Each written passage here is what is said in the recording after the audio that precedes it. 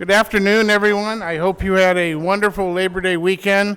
It signifies the end of summer, which for me is the end of my active career in that regard. Water gets cold and I'm old. Okay, I'm going to start with a roll call. Greta, could we have a roll call, please? Here. Here. Here.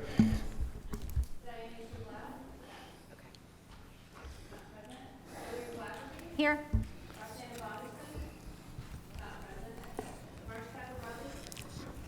Not present. Roger Durling. Presente. Nadra Ehrman. Not present. Robin Elander. Present. Megan Harmon. Here. Mike Jordan. Ed Lundvik. Present. Peter Lewis. Here. Kristen Miller. Not present. Kristen Sneddon. Here. Suzanne Tejada. Here. We do have a quorum. That takes me to item 2, preliminary matters and opening remarks and announcements. Let me start with an announcement. I'd like to just remind everyone, or actually just refresh everybody, that every meeting Greta puts onto our packet the State Street Advisory Committee operating principles. We adopted those back in November of 2021. And there are a lot of great things in there up front in terms of, as a whole, for us to be future-oriented and big picture.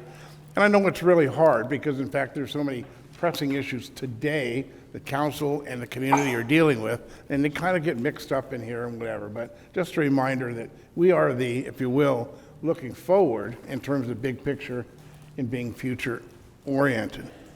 Another thing that it mentions is healthy conflict.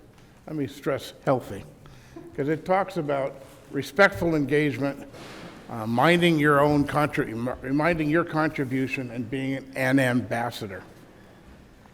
That's really important because each of us basically goes back to our respective board, commission, community, constituents, or what have you. And it's very important to remember that what we need to hear from all of you as to what your comments and thoughts are. If you don't speak up at the meeting and then you go back to your board or commission and talk about, I should have said this or that, you deprive us of your thoughts. You deprive us of the ability to basically even say, you know what? I sometimes agree with you a lot. So I just want to remind everybody, help us work together and collaboratively in that regard. And being respectful of other people's opinion, right? And again, maybe you don't agree with the opinions around the table. I don't think we really drool over the types of presentations that we see. I took that as a demeaning comment that recently went out into the public realm in that regard. And frankly, I really like what we did here and the way we've been operating. And again, I just wanted to positively reinforce to everybody, basically, be big picture, be oriented, have respectful engagement, contribute here in the meetings, and be an ambassador to go out there, because this community is actively engaged in the conversation that we're working on. So with that, I'm going to ask, is there any announcements from staff? Yes, Chair Davis, I have a couple announcements. First, for members of the public, if you'd like to speak during general public comment or during the item that we have on the agenda today, there are blue slips on the back. If you could fill them out and then bring them up to me, and either Timmy or myself can also walk by to grab them, that would be appreciated. I wanted to just quickly highlight a couple things that did happen going into the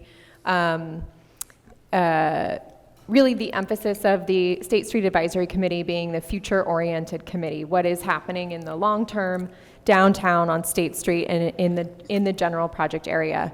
On August 29th, so last Tuesday, Council did move forward with some of the recommendations that the State Street Interim Operations Committee put forward, and the entire council will be looking at different pilot programs to be implemented more immediately. So if you are interested, approximately every month, staff will be going to council and having a conversation on what is happening on State Street today.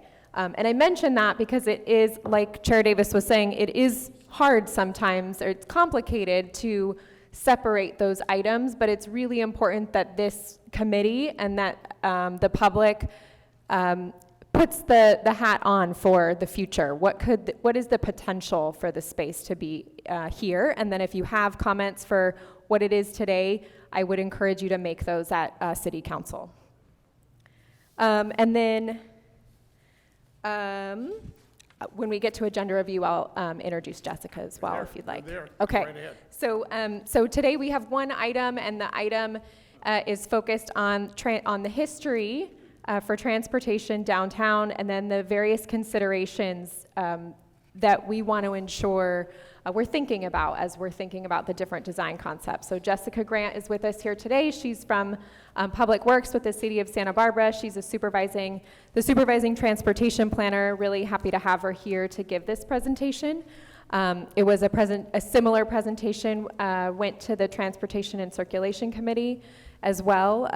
And so really it's an opportunity for this committee to ask questions, or if you have comments or feedback. But the point of this is to gather input before we dive into concepts with transportation included.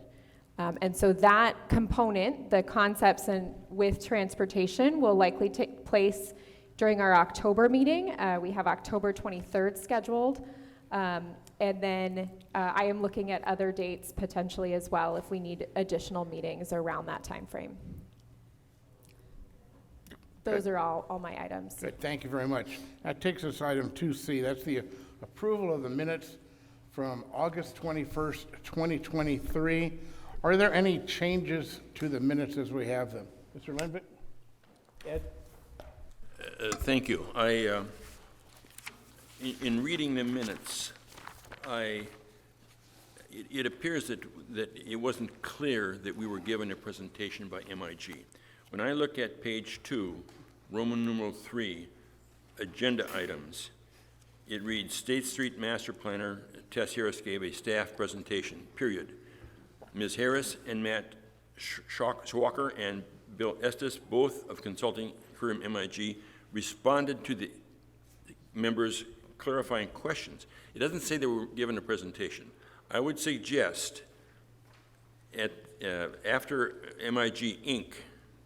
that we add, made a presentation of the current concept plan, period.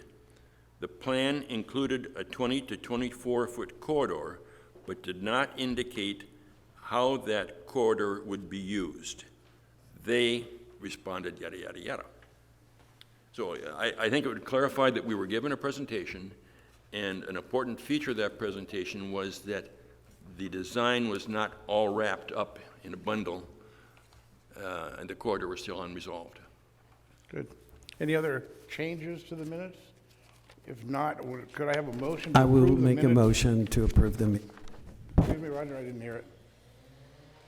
I'm making a motion to With- approve the minutes. With the changes, Mr. Envik? My colleague. Thank you very much. Is there a second? Second. There's a second by Kristen Sneddon. Could I have a roll call vote, please? Diane Meester Black? Not present. Hillary Blackerby? Aye. Roxana Bonderson? Not present. Roger Durling? Nadra Erman? Not present. Robin Elander? Yes. Megan Harmon? Yes. Mike Jordan? Yes. Ed Lundvik? Yes. Peter Lewis? Yes. Kristen Miller? Not present. Kristen Sneddon? Yes. Suzanne Tejada? Yes.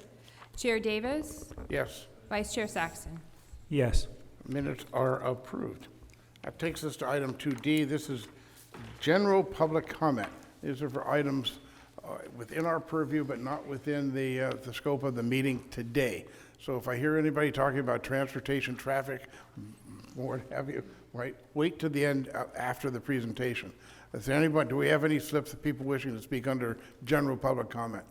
Chair Davis, we do. And before I go to the members in the room, I wanted to list out the general public comment that was received via email prior to the hearing.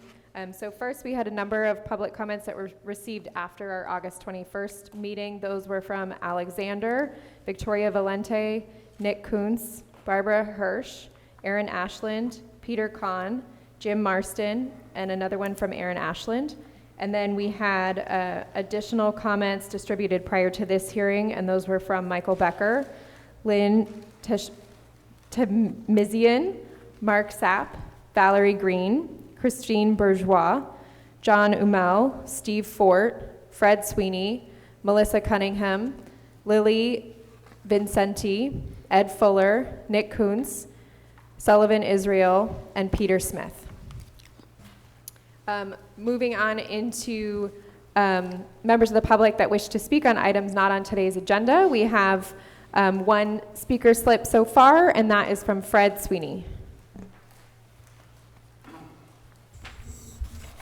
Mr. Chair, thank you. First, I need to compliment you on how you've been conducting the meeting. And I wasn't here the last meeting because I was in Europe, but I came home and watched it all on video, so got myself up to date. I'm going to just read my comments so I can stay within that time frame, I hope. This is regarding the work that was done at the last meeting in the presentation. And I want to say that in my world, you all are doing a master plan. I know that word hasn't been used, but that's really what you're doing. Having done it a few times in my life, you're doing a master plan. And a good master plan needs to identify the items that you need, but also the items that you wish to have. A master plan is a guide. Many master plans are never fully carried out. Issues such as extending a larger area of De La Guerra Plaza towards State Street, it may never happen. I'm not sure if the video, she's going to show just 4 slides up on the screen as I talk. It may never happen, but the plan will cause all to consider circumstances where it could occur and what might be the impacts of such a plan, either negative or positive, on our downtown. De La Guerra Plaza is more our formal living room to our city, unlike the informal gardens of the courthouse or the play areas of Alameda Park, and in my opinion, should engage State Street directly. 2, I also sharing a plan developed by Team C of the 2020 AIA charrette, which I was a member of, which identifies several ways to utilize a much larger arts plaza encompassing the Library Plaza by closing Anapamu Street between Anacapa and State Street. There are ways to provide one-way traffic in the same pattern now being used on Victoria Street to allow for event vehicles to the Granada and not to diminish the pedestrian experience. That sketch recognizes that MTD route may need to stay in place and can be so marked in the street pattern. In my opinion, the Library Plaza is not going to fully achieve its goals until there are eyes on the plaza all through the day and evening, such as outside dining or art stalls or other activities. In summation, now is the time to analyze every component of what might happen in the next 30 plus years with regards not only of how we use this very long arterial thing called State Street, Fred, if but you could wrap also- up, we are over 2 minutes. Okay, and I'm finishing right now. But all its housing and social challenges associated with such new look at the future of our downtown. Thank you. Thank you. Do I have any additional members of the public that wish to speak in the room? All right. Any members online? Yes, we do have members online who have their hands raised. The first speaker is Marilyn Brewer, followed by Nick Kuntz, and then Lorian Davey. Marilyn, I'll unmute you, and you'll be able to speak. 1 moment, please. Go ahead and speak, please. Marilyn. Okay. Yes, my name is Marilyn Brewer, and I live at Gutierrez and Chapala, which is relevant to why I want to speak to the personal reason why planning for a downtown shuttle is extremely important, not just for tourists, but for those of us who live here and those of us who live here without a car, or to try to minimize the use of our car. When I moved back to Santa Barbara 5 years ago, I chose to live downtown without a car. And as I said, I'm down at Gutierrez, and I'm 80 years old, so it's a limitation to how much I can walk. So at that time, the downtown shuttle was my lifeline to grocery shopping, to museums, to my dentist, to my hairdresser, because it was that much farther up the street. And when it was discontinued, even after the end of the pandemic, this has seriously impacted my life and limitations on my mobility. And so I'm saying that this is extremely important for residents, as I said, not just for, but it's one of those things that's good for residents, for businesses, and for tourists. And I guess this is, I should speak to the council members on the committee to say that I think this is not just a matter of long-term planning, but something we need to reinstate immediately, as soon as possible, for those of us who live here. I'm not sure I'm going to be around long enough to see the end of this planning process, so I'm asking for action now. Thank you so much. The next speaker is Nick Kuntz. Nick Kuntz, I'll unmute you, 1 moment. Nick Kuntz, go ahead and speak. You have 2 minutes. Good afternoon, State Street Advisory Committee members. My name is Nick Kuntz, and I've been a resident of the city for over 50 years. I want to thank you all for your service on this committee. I appreciate and do not envy the challenges of balancing so many competing interests. Today's agenda item is about transportation on State Street from Victoria to Haley, but I want to encourage us to consider a broader scope as today's discussion relates to Lower State Street and the waterfront. If we want to make the promenade more vibrant and accessible to visitors, we need a transportation plan that can bring people from their waterfront hotels and the Amtrak station. I'd also like to know more about details about the proposed micro transit proposal, specifically who's advocating for microtransit. Does the community really want it? And can we see a cost benefit analysis to it compared to the discontinued MTD electric downtown and waterfront shuttles? Thank you. And the last speaker with a hand raised online is Lorian Davey. Lorian Davey, go ahead and speak. Thank you. I just, I have one issue I wanted to ask about, but I also wanted to compliment you all on the work you're doing. I think it's developing beautifully, and thank you for all that work. The question I have, I think you must have discussed it somewhere along the line, but I haven't heard it in any of the meetings that I've attended. But I'm just wondering about the incredible costs, lease costs for the little businesses on State Street that are so prohibitive for our local businesses. And it seems like only very large national, international businesses can afford to set up on State Street. It would be nice if it could go back to when I first came to Santa Barbara back in the 70s. Seems like it was almost always all local businesses, except for Penny's.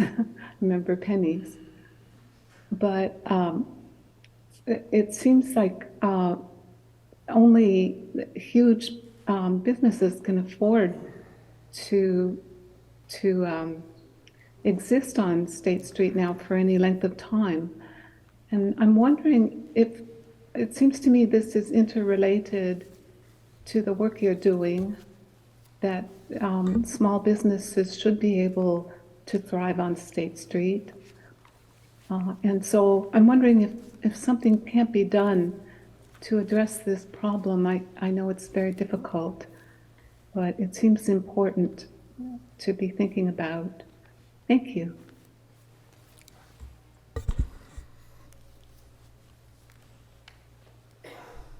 There are no other speakers online.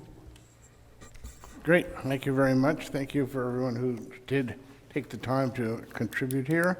That will then take us to item 3, our general agenda item, item A, State Street Plaza Transportation History and Future Considerations for the Create State master planning effort. I'm going to run this meeting exactly as I did the last time. Hopefully it works as well. We will start with a staff presentation.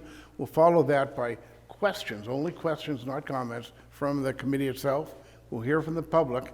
Then we'll come back to the SSAC and ask for your response. Staff has asked us to weigh in on two posed questions at the end of your staff report, which I'm sure they'll remind us what those questions are. So with that, Tess, you want to again introduce Jessica and go from there?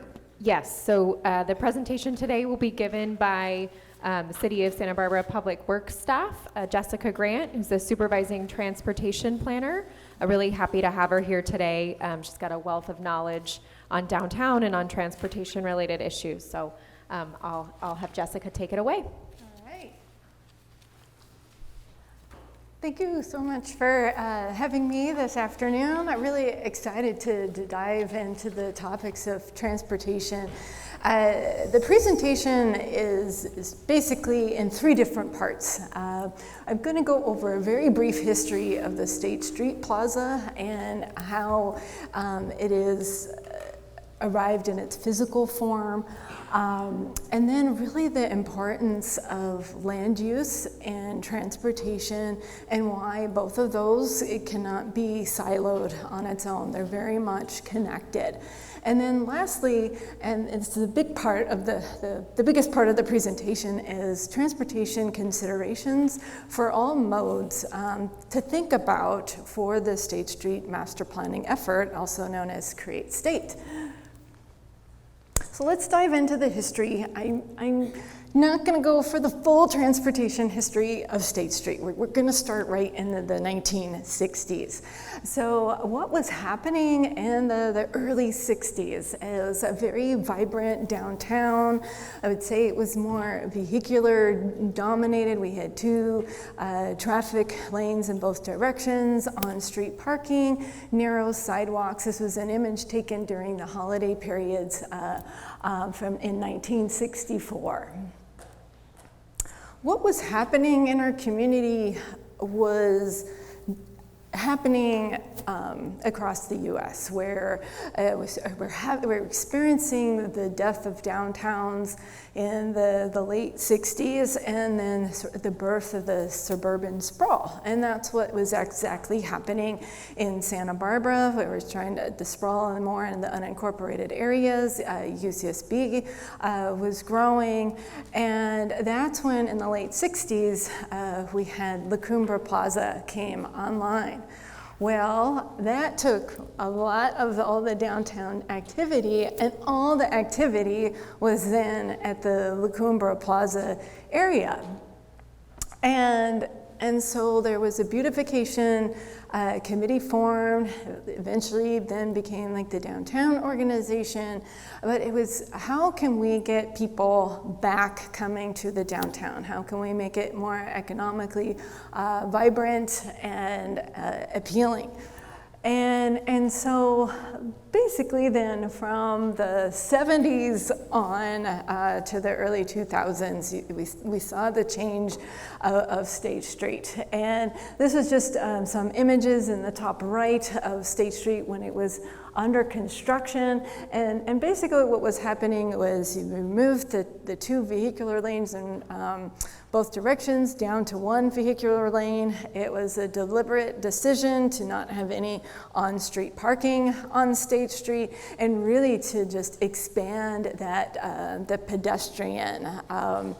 And it was called, we call it right now as the interim State Street Promenade, but it was called the State Street Plaza, and it was really to compete with the La Cumbre Plaza. So that's where the connection on the State Street Plaza. So if you hear that, that's where it came from. And this is just, again, bird's eye views in the lower left of State Street pre-promenade, and then of how it looked, and again, in its physical form. Because of all the parking that was removed off of State Street, it was also a decision to have all the parking facilities accessed off of the zero blocks, and then the parallel streets, Chapala and Anacapa. And then originally the State Street Plaza was Ortega to Victoria, and then it was expanded down to Coda and then Haley Streets. There were improvements later in the late 90s for it to have some of the look and feel match Gutierrez Street as well. But you'd see that again, for the sidewalk space, it was again roughly about 15 feet plus or minus. And besides the walking area, it was enhanced with pedestrian amenities. So the beautiful, the urban forest where we had more of the concreteness in the early 60s, and then really bringing back trees and canopy to really make it a nice pedestrian environment. So, as far as right-of-way goes, when we're talking about and for considerations for Create State, we have a finite space, and that space is 80 feet. And roughly, that's building face to building face defines that right-of-way area. And again, these were just pre-pandemic. I just had a Google image from 2012, and this was, again, showing the vehicular lanes in both directions. Bike lanes came later in the early 90s on State Street, and then again with the widened sidewalks. Every block's just slightly different, but that's just to give you a feel of how the space was currently allocated. This is the same block, the 1,000 block. I just, again, took it as an example. And of course, the temporary promenade, as we know it right now, that then spurred the whole master planning and the next vision master planning effort for State Street. So because the promenade was just open for cyclists and pedestrians, we removed the traffic lane striping just temporarily, and of course more of the pedestrian amenities spilled into what was the street area. And then who historically went to downtown? Well, it was a mix, from tourists to residents to workers. And really there was a history of all modes being used to access State Street in our downtown area. I'm gonna put a pause on that. We're gonna dive into all of those. But I first wanted to talk about really the importance of land use and transportation, and really what's going on from a local policy standpoint and also from the state, and why that's important context as you move forward with the Create State effort. So we've had when you think of all the general plans passed, and for those not familiar with the general plan, that is the blueprint for the city and how it will grow. It's typically done in 30-year increments. And I love to read this quote because I always feel that Santa Barbara has always been very forward-thinking in all of the blueprint documents. And one of the items is, and I'm going to go ahead and read this, there is a growing awareness in most communities that the automobile is getting out of hand. This is the influence on the urban scene is becoming dictatorial rather than beneficent. It is in the instrument whereby free rein was given to urban sprawl. With the increase in population on prosperity, the automobile is demanding more and more land for its exclusive use. All the city needs is a few more cars to attain the unhappy distinction of becoming like Los Angeles. So that was back in 1964. So we've had policies around that. So our last general plan, and which is our current general plan, it was adopted in 2011.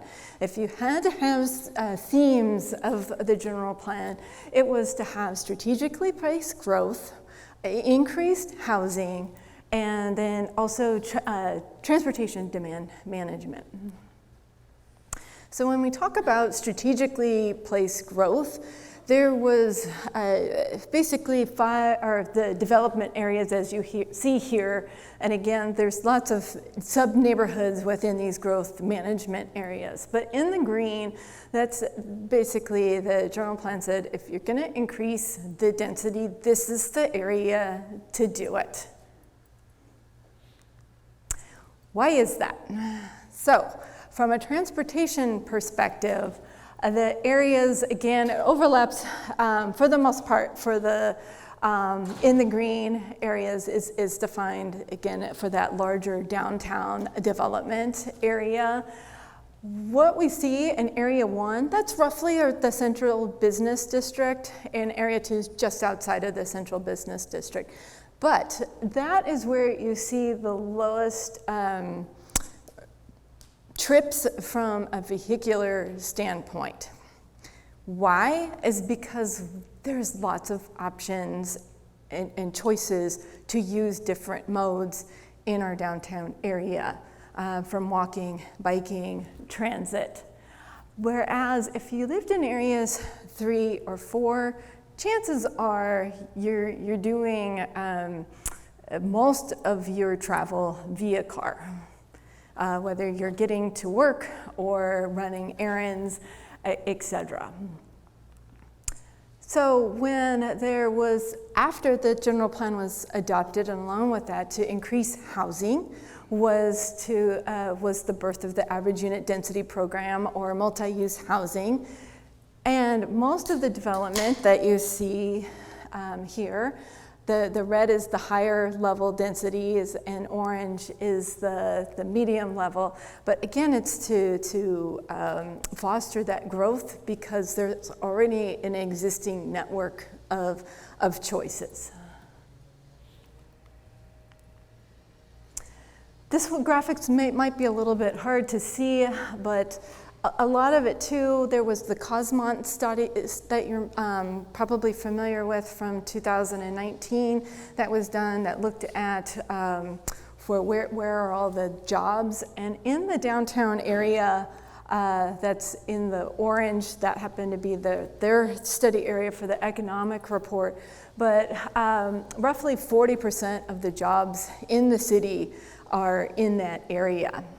So, and there's about 33% of the downtown workers live within the city, most of them less than 10 miles away.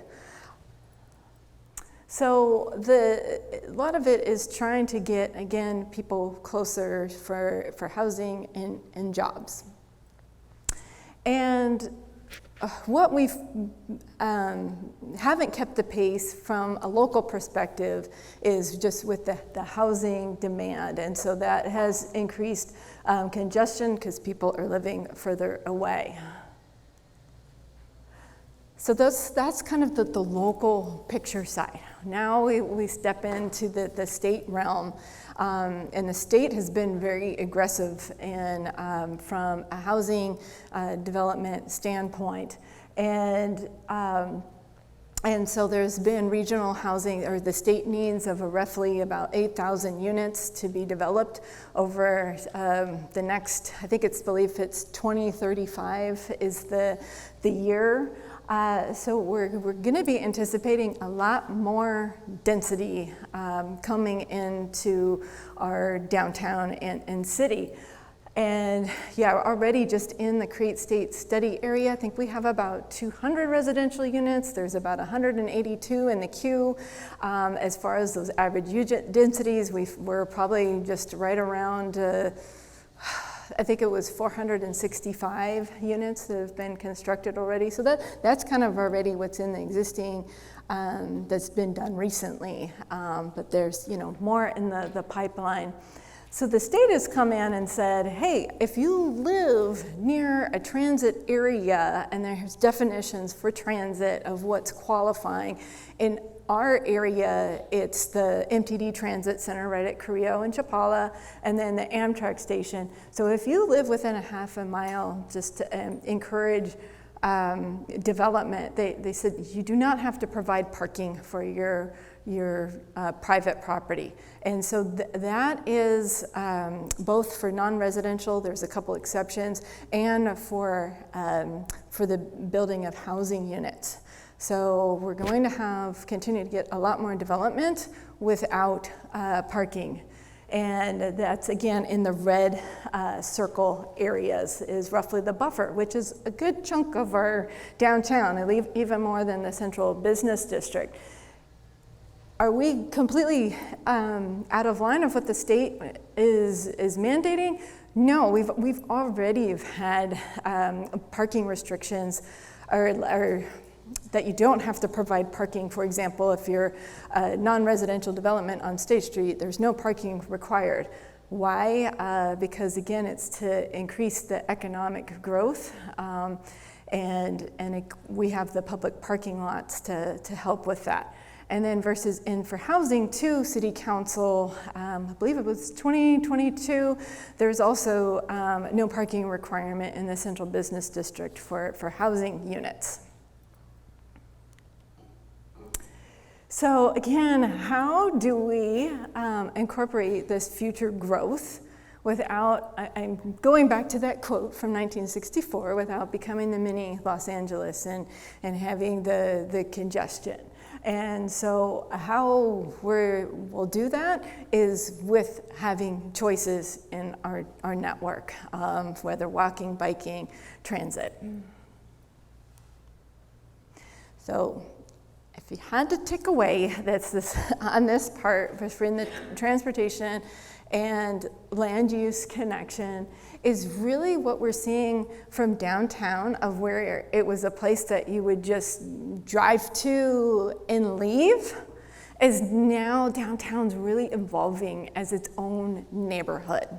And it's a place where you stay. So downtown is evolving as a neighborhood. And then why is that important? It's important for the economic growth too, because then you have people living full-time downtown to help with the businesses and all the services.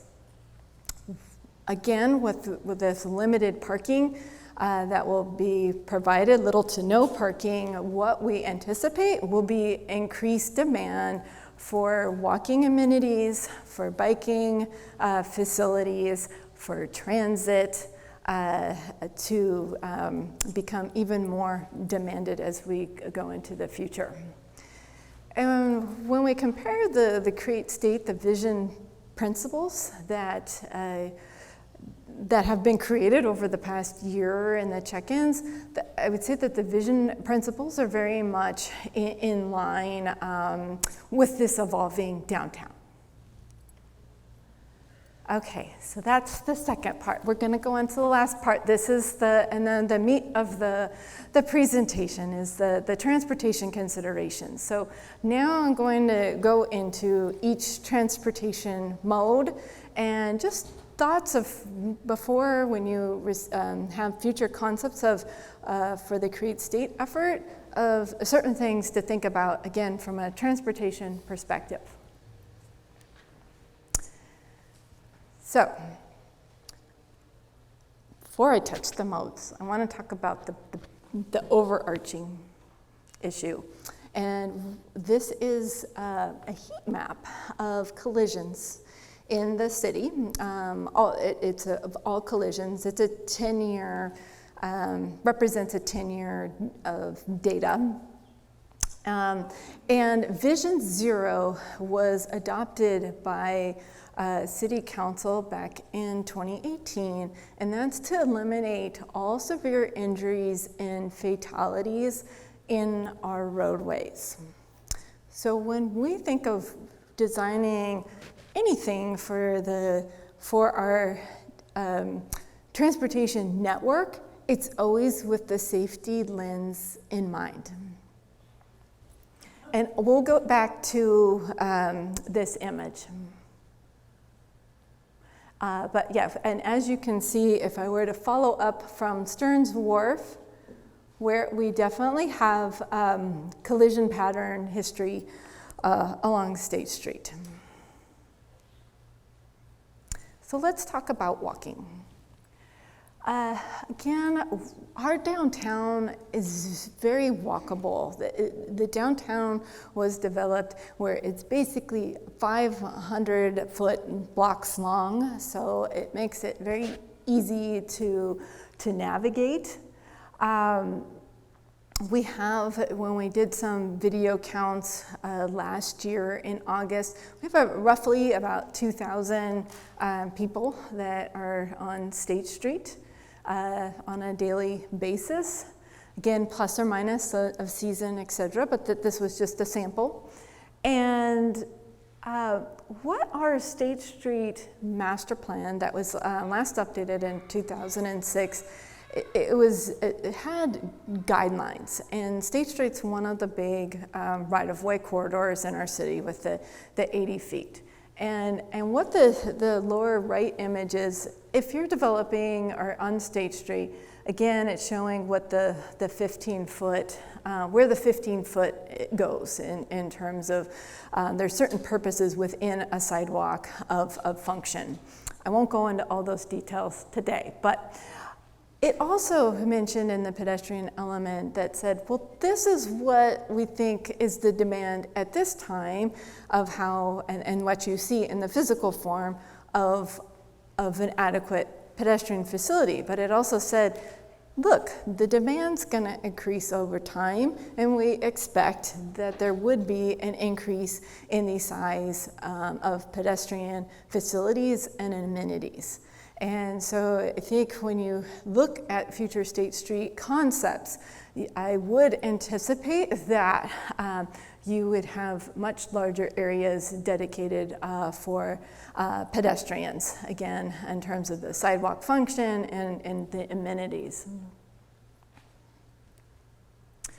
This was right out of the Cosmont study as well. It's just something to think about too, that the blue dot there just happened to be Paseo Nuevo. They had it as a point in time. We know that the promenade is linear. It's over right now 8 blocks, but roughly it's about a 5-minute walk for, let's see, 1, 2, 3, 4, about 4 blocks represents a 5-minute block or walk. The green is 10 minutes and 15 minutes. So as transportation planners, we have to think about, you're designing the State Street area, but how do people get to State Street? Because not everybody lives on State Street proper. So that's been a lot of our work in capital infrastructure improvements, is improving safety to get to the downtown area. Another thing to think about, and it's actually under construction, it's just an example of one of our average unit density projects that's going in right at Gutierrez and State Street. And again, another way when we think about walking distance before you choose another mode of travel, it's about a 1/4 mile. Again, it all depends on age and ability, and need, but roughly in the transportation world that it's about a 1/4 mile for walking. So how does somebody that just moves in here, they want to get to the show at the Granada? And so it's more than a 1/4 mile. How do we get them there with necessarily not having to be in a vehicle? So again, that's a consideration for State Street. Is okay, you know, you may have the walking, but you need to have other potential modes in place too. So let's get into biking. Our last master plan update was in 2016. We've had some map updates in 2022, but State Street is the spine network. It was very deliberate that was the spine of our overall bike network, and all facilities basically then spur off of the spine. And why was that chosen by the community? Well, I think because State Street is our main downtown of why people want to get there. There's lots of key destinations along State Street. And another thing that's really appealing for why State Street, it's the spine, is because that's the only crossing that doesn't have freeway on and off ramps to get to the waterfront. And that's another very high active transportation corridor for walking and biking and destinations as well. And so we expect that that will continually be demanded to continue to have those connections on State Street. So getting back to the collisions, the Vision Zero again with the safety lens, what we were noticing, and this is pre-pandemic, is one of the main collision pattern that we were seeing on State Street was right turn conflicts. And so the image on the left, it just shows what was basically happening for the vehicle not properly positioning themselves and the cyclists not properly positioning themselves for that conflict as they go into the intersection. And so, again, pre-pandemic, we were already thinking the on-street bike lanes were not the best facility for State Street. And we were already looking at, well, how can we eliminate those right turn conflicts? So I'll touch on that when we think of a couple scenarios. So right now, this is I just happened to capture an image when I was walking out of a meeting one day, and the interim promenade is what you call a little bit more of the free-for-all. There isn't a dedicated facility. It's a shared facility between pedestrians and cyclists right now. Considerations to think about as you move forward for the master planning effort. What we're hearing so far is for cyclists to be separated from pedestrians. And so one of the considerations, there's three, I think in the narrative I may have only provided one, but I'm gonna go over three scenarios with you with respect to cycling. So again, what we're hearing is that there should be a separated cycling predictable facility on State Street. The other option is to still maintain a separated facility, but there's also what we're hearing is to have other potential modes return, either for vehicles or transit.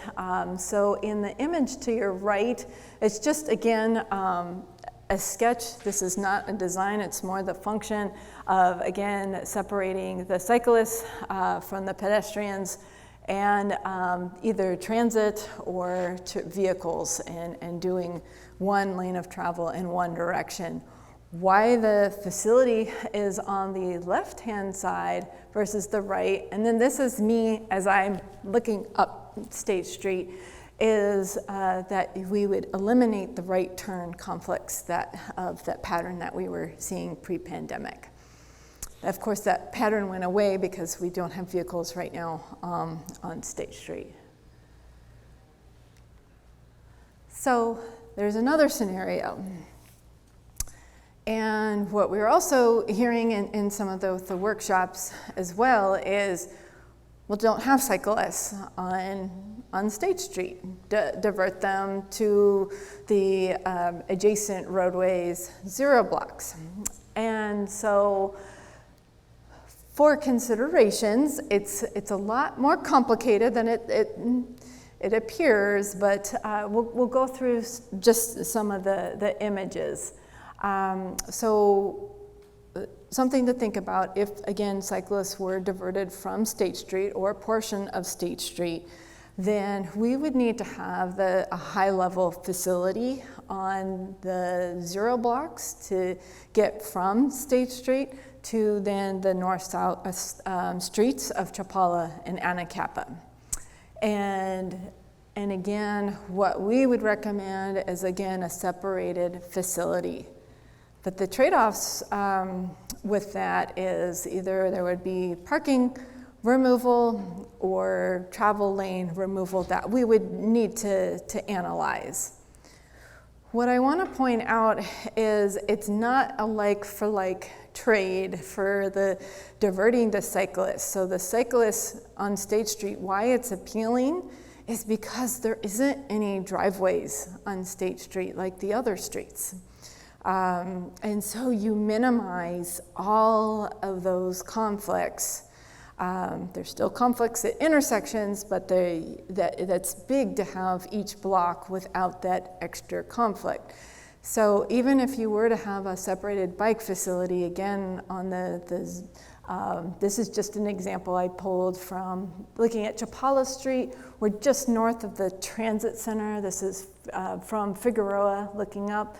But there's a lot of big driveways that would still need to be in place to access businesses on Chapala and Anacapa. And that, again, there was the deliberate decision to have all parking facilities off of Chapala, or the zero blocks for access. And so those would all need to be maintained. This is an image of, I believe, yes, Figueroa.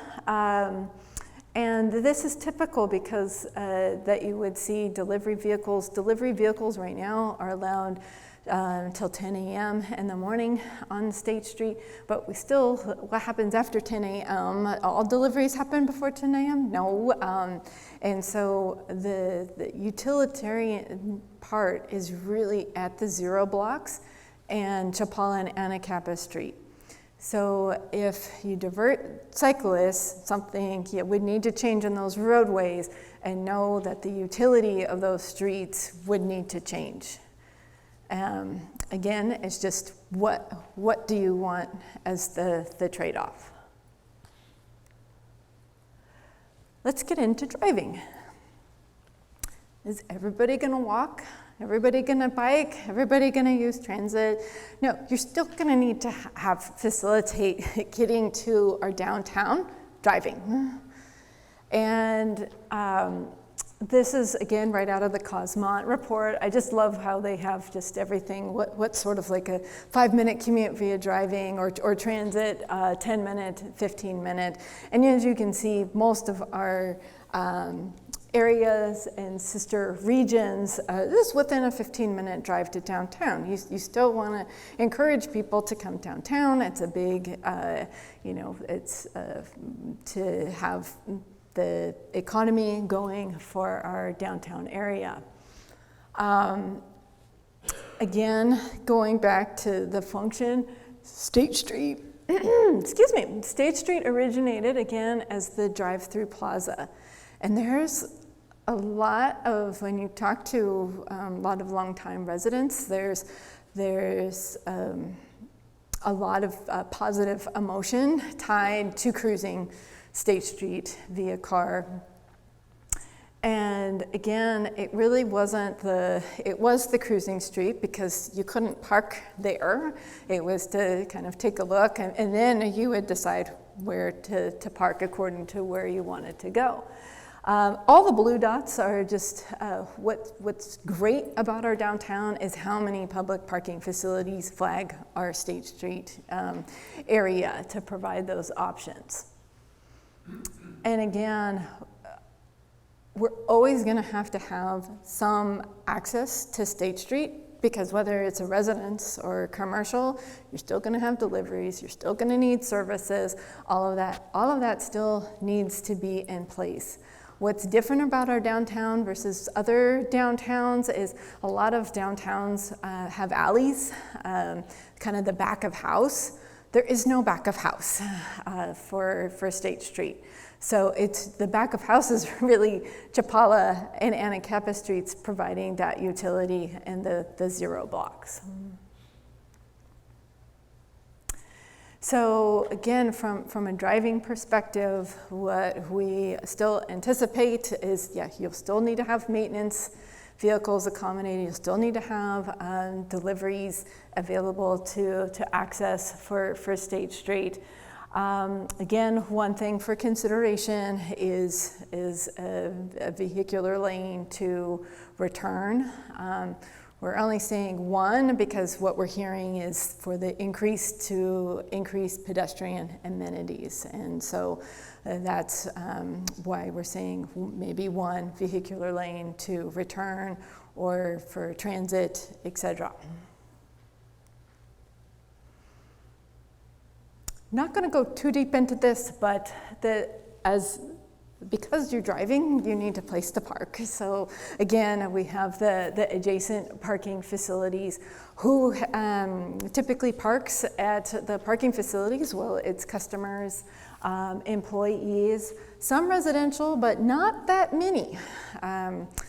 I found that interesting right now. So it's basically customers, employees, and there's different things. You want the parking to be very easy, so then people can get out of their cars and shop and go enjoy all the fun of State Street in our downtown area. Employees, one of the things of concern is just for the employees from a traffic management standpoint is really to minimize employees in the peak traffic times. So a peak for us, it would be in the morning, 7 a.m. to 9 a.m. And then the PM peak is 4 p.m. to 6 p.m.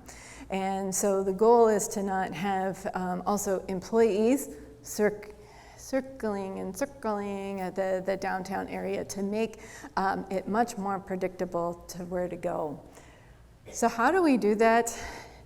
The number one recommendation from the general plan was to look at dynamic on-street pricing for the on-street and to really manage parking aspects for the whole downtown area for it to be really successful.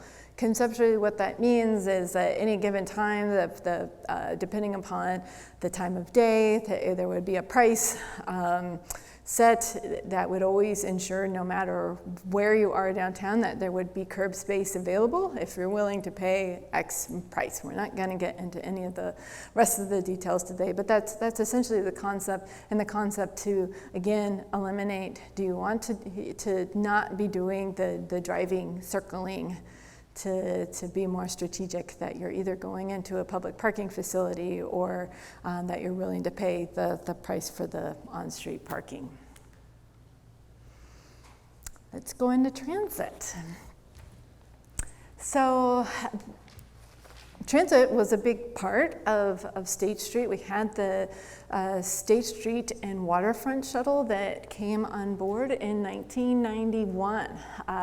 These are just a couple of the iterations. We had the trolley that was always decorated, or the electric shuttle that was decorated for each of the holidays. Of course, that's the 4th of July image. And then there was more recent versions of the shuttle in the lower right picture. There was riderships. I think I included in the write-up narrative in your attachment 1. But the shuttle has become a big topic. We already heard it in one of the public comments. We continue to, that will be a continuing conversation to have. Again, because there is going to be less parking for the developments downtown, if you don't walk, don't bike, what's another way to get downtown and around downtown without having to be in a personal vehicle. So we do again anticipate that the demand will increase for public transit. These are the sort of the themes to be thinking about for the master planning. So here it's really kind of the State Street proper, but even if you introduce a shuttle just to State Street, well, you still need to get to that shuttle. And so we really have to look at the overall, the bigger network when we think about that. So these are the items: fleet type, hours and days of service, areas served, and again, with the Vision Zero, the safety lens is what does that look like so people can safely get to and from the shuttle? Again, is that on State Street? Is it on the zero blocks? Is it the parallel networks of Chapala and Anacapa? That's a discussion that this committee will have. Lastly, I wanted to share for one of the modes, it is biking still, but it's bike share. And we're in a pilot phase right now. It began in 2021. We have, the city has hired an operator, B-Cycle, for the public bike share system. For those of you not familiar with bike share and what it is, it's a point-to-point service, and it's really to be used when it's too far to walk to a destination, but too close to drive. And so we have about 260 bikes now in operation. Just since the launch, we've already had about 1 million miles traveled on the public bike share bikes. This is just an example of, different from a collision heat map, it's a heat map of riders. And the bright green, as you can see, we have very high ridership on State Street, and then also in the waterfront areas. But we have another maps that it's also going out to the neighborhoods as well. We have approximately 148 docks, because this is an electric bike fleet. It's a docked system. And going from basically the Highway 154 Calle Real to the wharf is the amount of docks we have. Just in the promenade itself is about 68 docks. And so that's another thing I think that, again, that's promising. We're still in the pilot phase, but it seems to be a very good transportation option that for consideration for states, the Create State effort is something to think about for amenities or docking stations. And if they're not on State Street, where would they go? State Street adjacent, again, depends where the bike facilities are. I've already discussed, but the parallel streets again for Chapala and Anacapa, really what the trade-offs would be if cycling facilities were to go to those streets. And another thing we'd have to look at is emergency access as well. Then I also included in the written report is just considerations for the zero blocks to State Street. Really to look at, again, it's always trade-offs of how you want to program the right-of-way. Again, roughly from a building face to a building face, what does that look like?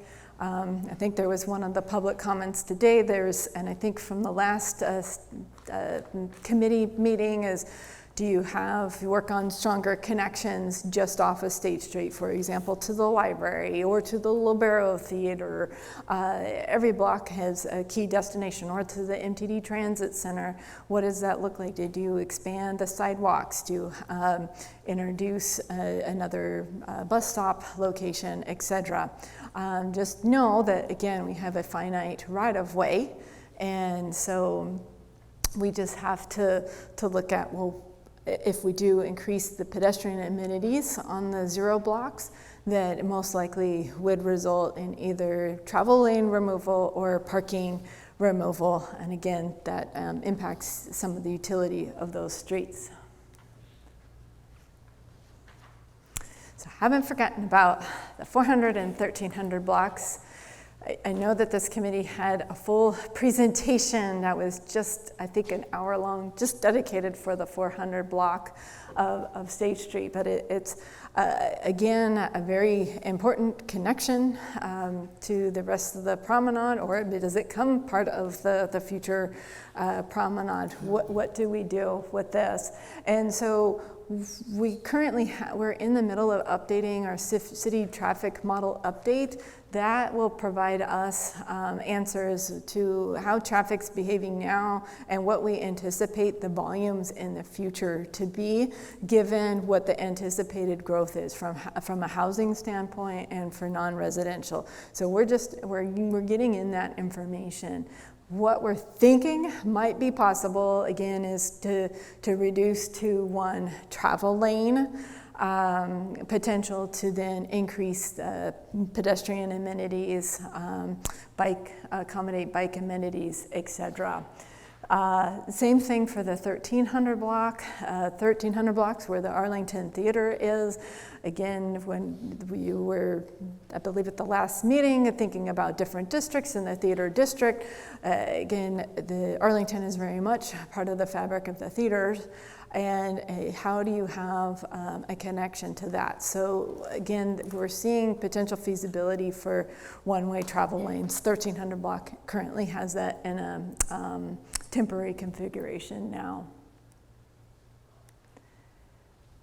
So if you had to summarize all of those and all the modes, what it boils down to is it's an issue of trade-offs.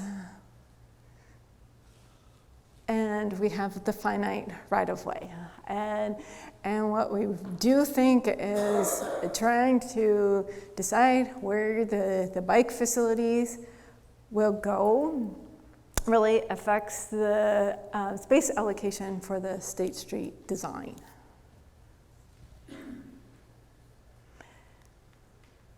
So we end on 2 questions for the committee today. And the questions are there any transportation considerations that should be added or modified in attachment 1? Again, it's more of the narrative history that I just summarized today or that you saw on the presentation slides to assist this committee in understanding the trade-offs when evaluating the future preliminary concepts. And 2, is there any transportation modes or issues that you, as a committee, would like staff to expand on for a future meeting? Again, today was just the overview. Really appreciate your time and look forward to a good discussion and happy to entertain any questions at this time. Great. Thank you, Jessica. I'm going to go around the room and ask if you have any questions of the presentation at this time. And I will start down here and if you don't, just say pass and we'll go on to the next person. Megan. Thank you, Mr. Chair. I almost said Mr. Mayor. Mr. Chair, thank you. Thank you very much. Just a couple of questions. I'll try to keep them really brief. First, I think I understand what a walking facility is, but I don't know what a walking amenity is. What could you give me an example? Okay. So when we think about a sidewalk, there's different parts to a sidewalk. There's when you think of, I don't know, movies from New York, and you see all the people from New York moving really brisk, that's the amenity, that's called your through zone that really needs to function to get you from point A to point B. Then there's the space of, well, what's going to create a comfortable pedestrian environment? So in this space, we call it the furnishing zone. And that's where you have your street trees. That's where you have benches, your street lights. I think there's still news racks in there, bike racks, etc. Really take up that space, as well as like an outdoor dining space. So those are the 2 main, and then there's also, besides next to the fast-moving through zone, you have the other spot. Pretend this is the building. Well, you don't walk next to a building, like this, you need a buffer from the building. So we have a buffer zone for the larger right-of-ways, so you're not forced into the building as you're walking. And so sometimes there you'll see like outdoor dining tables as a buffer, or sometimes on State Street you'll see that the building set back a little bit to accommodate that frontage zone. Thank you, that's super helpful. And then the next two are sort of related, and I guess you touched on them in the presentation, but I'm hoping to just drill down a little bit. From a purely Vision Zero perspective for this question, just 100% thinking about safety and Vision Zero, would you say that when we think about injuries or potential injuries to pedestrians, cyclists, drivers, it's more in line with Vision Zero to have all of those modes of transportation on State Street, even with any complexities that might arise from that, than to, for example, move cyclists to Anacapa and Chapala? Like, what do you think is safer, having them all in one street? Or that's, I guess, where I couldn't quite get where. I think when we talk about Vision Zero or how the right-of-way is programmed, it's just to make sure that all modes of travel are under consideration, whether there's vehicles present or not, and to create a safe network. Because we don't want to, if we see patterns of collisions, we don't want to create, usually when we see patterns of collisions, it's like we look at 5 years of data, and then we look at 5 years before that, 5 years before that, and that starts to tell the story.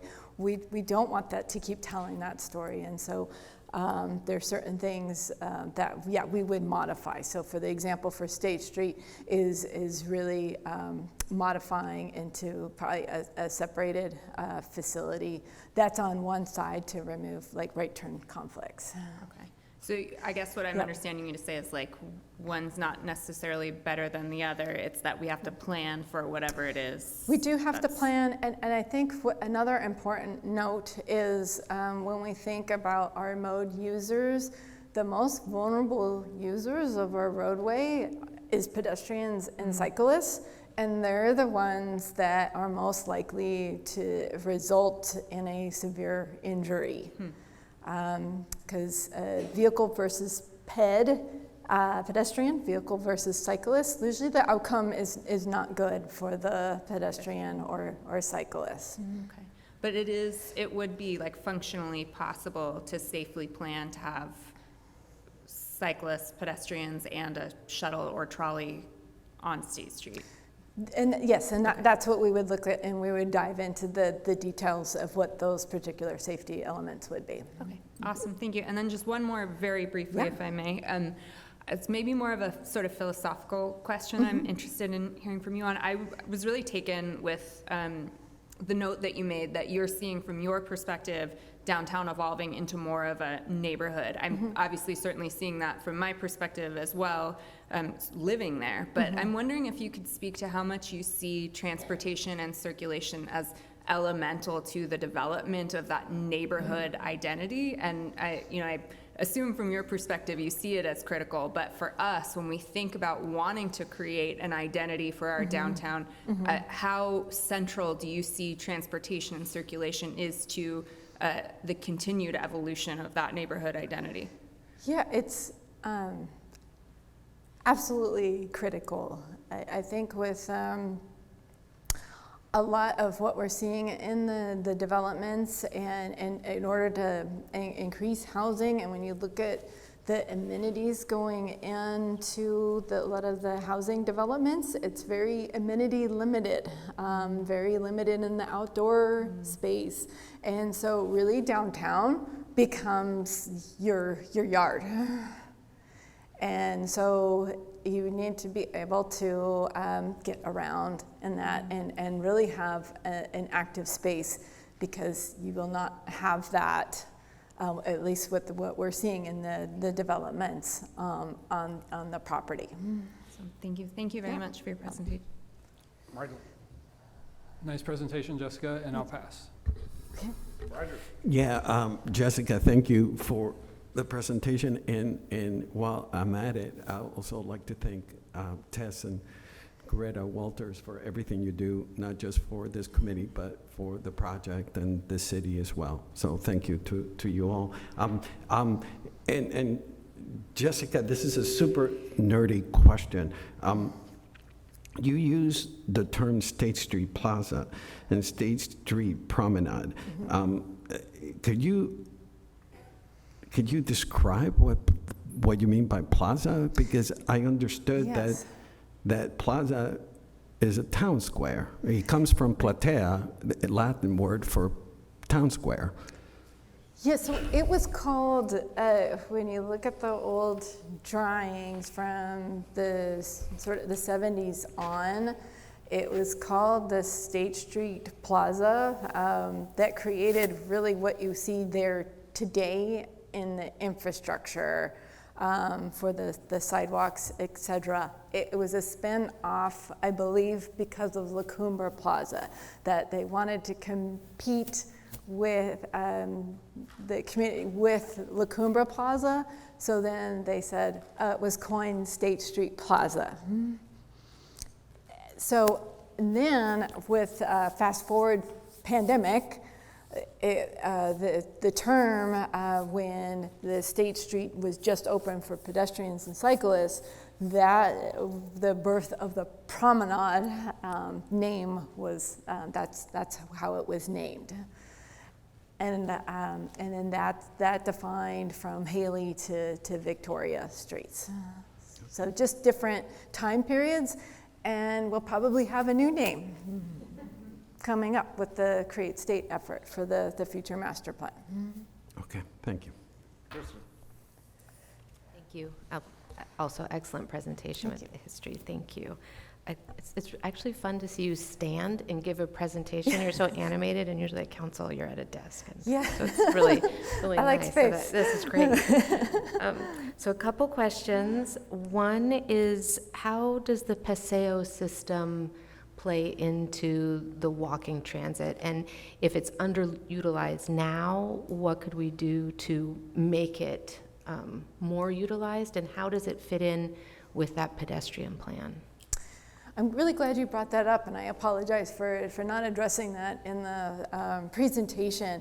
Yes, we have a very strong Paseo network, and a lot of it was created to get people from the parking facilities to State Street.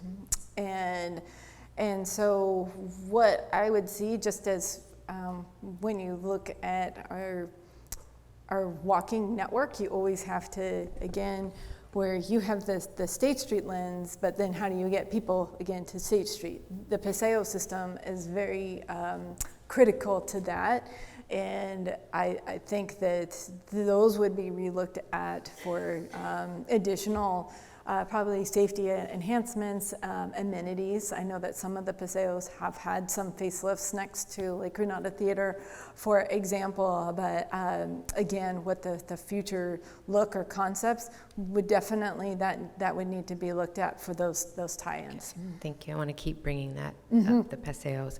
And then for the three different scenarios for bikes, with vehicular or different combinations, what consideration for different times of day or different days of the week or different seasons even would be the most flexible? Like, are these sort of like chosen and frozen, or are any of them maybe more flexible? Yeah, that's a good question. I think we'd need to dive into the data a little bit more on that.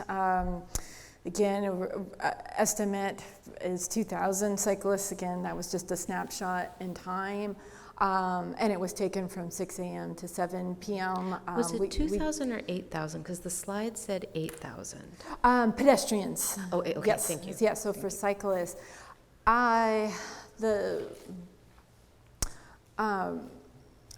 would say that it's a mix. You have cyclists or the commuting to and from work and to and from home. And then for the errands, so we definitely see spikes in demands throughout the day, and then you would have a spike during the lunchtime area. So I would say it's fairly consistent through different periods of the day.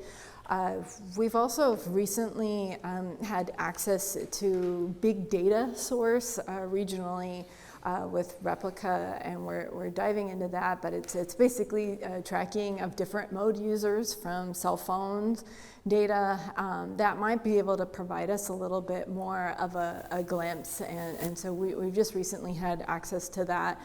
That might be able to provide us a little bit more glimpse of riders throughout the day. So say, like follow up there, say it was determined that at nighttime past 8 o'clock, nobody rides their bike, let's just say. And then we would open it to cars. Or on the weekends, it was this type of use or not. Which one of those plans would have like the most flexibility to be able to sort of change the uses on the weekend or the evenings, or if we even went that direction, but just keeping it in mind? Again, with the safety lens is, yes, all cyclists wouldn't stop right at 8 p.m. So if then it would become a shared facility. And then it's like the Vision Zero lens of how do you create a shared space that's safe. Once you mix in, again, a higher speed and a several ton vehicle versus bike, that's not always ideal for the demands of, given the level of ridership that we see in the numbers. So I just want to be really clear. There's not one of those where you could see that it would be open on the weekends, pedestrian only, and then during the week it was vehicles. There's not really one of those that was presented. Again, it's hard to think of concepts without seeing the future concepts yet. At the end of the day, it's always trade-offs, and so that's just, once we start to dive into concepts, it's really evaluating what those future concepts would be. But that would be possible. Yes. Everything's possible. Okay. It's just, Okay. it depends, again, as a committee and what you would recommend to City Council. And then of course how the larger community thinks about that. And then on the Cosmont study, it had sort of the Paseo Nuevo being the bullseye that everybody's coming to. But say that area, and this is just a lot of people have talked about, like, oh, I wish that was housing. Would that change any of that analysis? That would be people leaving from that nexus point as opposed to needing to get to it, or does this the all stay purpose the for same? the Cosmont and some of those graphics is just to sort of give you an idea conceptually what a roaming radius would be for the different types of modes. So we could always draw future radiuses, again, depending upon the length, but it was just a starting place to give you an idea. Great. And then just two quick questions. What about vehicle share? So say downtown becomes a living room and 8,000 people live downtown, say, and they want to leave town ever. What would be the circulation consideration of that direction? We actually introduced vehicle share. I'm forgetting the years. It was with Zipcar came online as a potential share, but it ended up not being a success at the time in our community, and it was right when you had the boom of Uber and Lyft. Okay. And so I don't know. Could it be successful in the future? Potentially. I would see probably car shares maybe are working really well with specific developments where you have a lot of units, or like say a lot of our the cottage workforce housing sites or other sites that could accommodate a vehicle on site for residents to use. I see that potentially happening, but as long as, some of what remains popular is more the Uber and Lyft transportation over that car share. So if we went that direction, we might want to incorporate drop-off zones and pickup zones specifically for Uber and Lyft. Right now, it's sort of that would free-for-all. be under consideration. And then last question, with the one-way vehicle traffic that was going up State Street, facing that way, does that favor businesses on the east side of the street, say, if that's where the vehicle flow is and that's where the circulation pattern is, or does it, I don't know, it seems to me it would. I just wanted you to comment on that. Yeah, I think that would be a subjective, depending upon the user. Ed? Thank you. I also have a couple of questions. One thing kind of goes through my mind, and I'm not sure, I hope it's a question, but the city has an ordinance which prohibits biking on sidewalks. Mm-hmm. And there's, I guess, a reason for that, which is the conflict. Mm-hmm. So why would you suggest that that could occur on our promenade? What we would be suggesting, because what we've heard so far for the mix where pedestrians are mixed in the roadway network right now with cyclists, is that there's still friction amongst those road users. And so I think what we're hearing is to have separated facilities for peds and then cyclists in a defined spot, whereas right now it's not defined. But if it's physical, that impedes the fire department, so on and so forth, I would assume.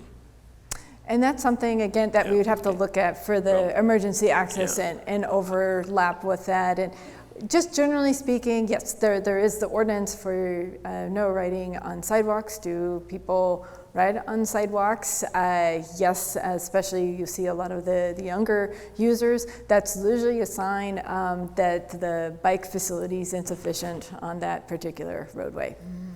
But the intent, I assume, of the city council writing that ordinance is to prevent the conflict between pedestrians and bikes. Correct. Yeah, okay, so Yes. Yes. A couple of questions, which I think kind of follows up to what Councilman Sneddon asked, was you identify 8,000 pedestrians per day on State Street. Is that 8,000 per day every day, all day? I mean, there must be some peaks and valleys there which the planners could use as they design this, their improvements. And I would assume the same thing is true for bicycles. You say 2,000 cyclists a day on State Street. Well, I've sat on State Street in the 900,000 block, so on and so forth, and could sit there for 5 minutes and never see a cyclist. Whereas if I went down further, it's, a lot more. So you do have the numbers per each of the three areas we're planning on, and times? Yeah, we had snapshots for video counts, and that's something, again, that we continue to take. And also another potential source is, yes, kind of the cell phone data, and we're just learning that information source that might assist with the future decision-making for the Create State. I think it would be valuable for a planner if he was trying to fine-tune something, to know when we got to accommodate the most people and or the least people. So it's an interesting question. The third question I have, which puzzles me, and maybe you can answer it, maybe you can't, but you say, well, we don't really want to put cars on Chapala and Anacapa Street because of, we're loose parking, we got driveways, so on and so forth. But how are you managing that on Upper Chapala, on Delavina, on Bath, whatever, where we've got a lot of bikes on streets with curb cuts and parking? I mean, are we looking at a reason for not doing it now, as opposed to saying we've done it and we can do it? No, I think that's the short answer is we're always evaluating facilities and bike facilities on all roadway networks.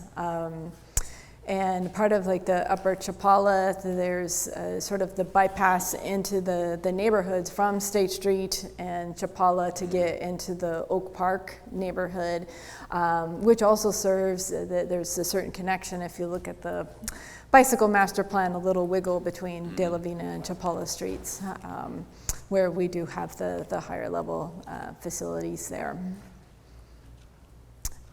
And yeah, there's more to that, but I can, yes, we'll keep going. Well, I just don't want, I would hate to think that we're using a certain rationale on our look at Chapala and Acapa, but we use a different rationale a block over or 2 blocks over.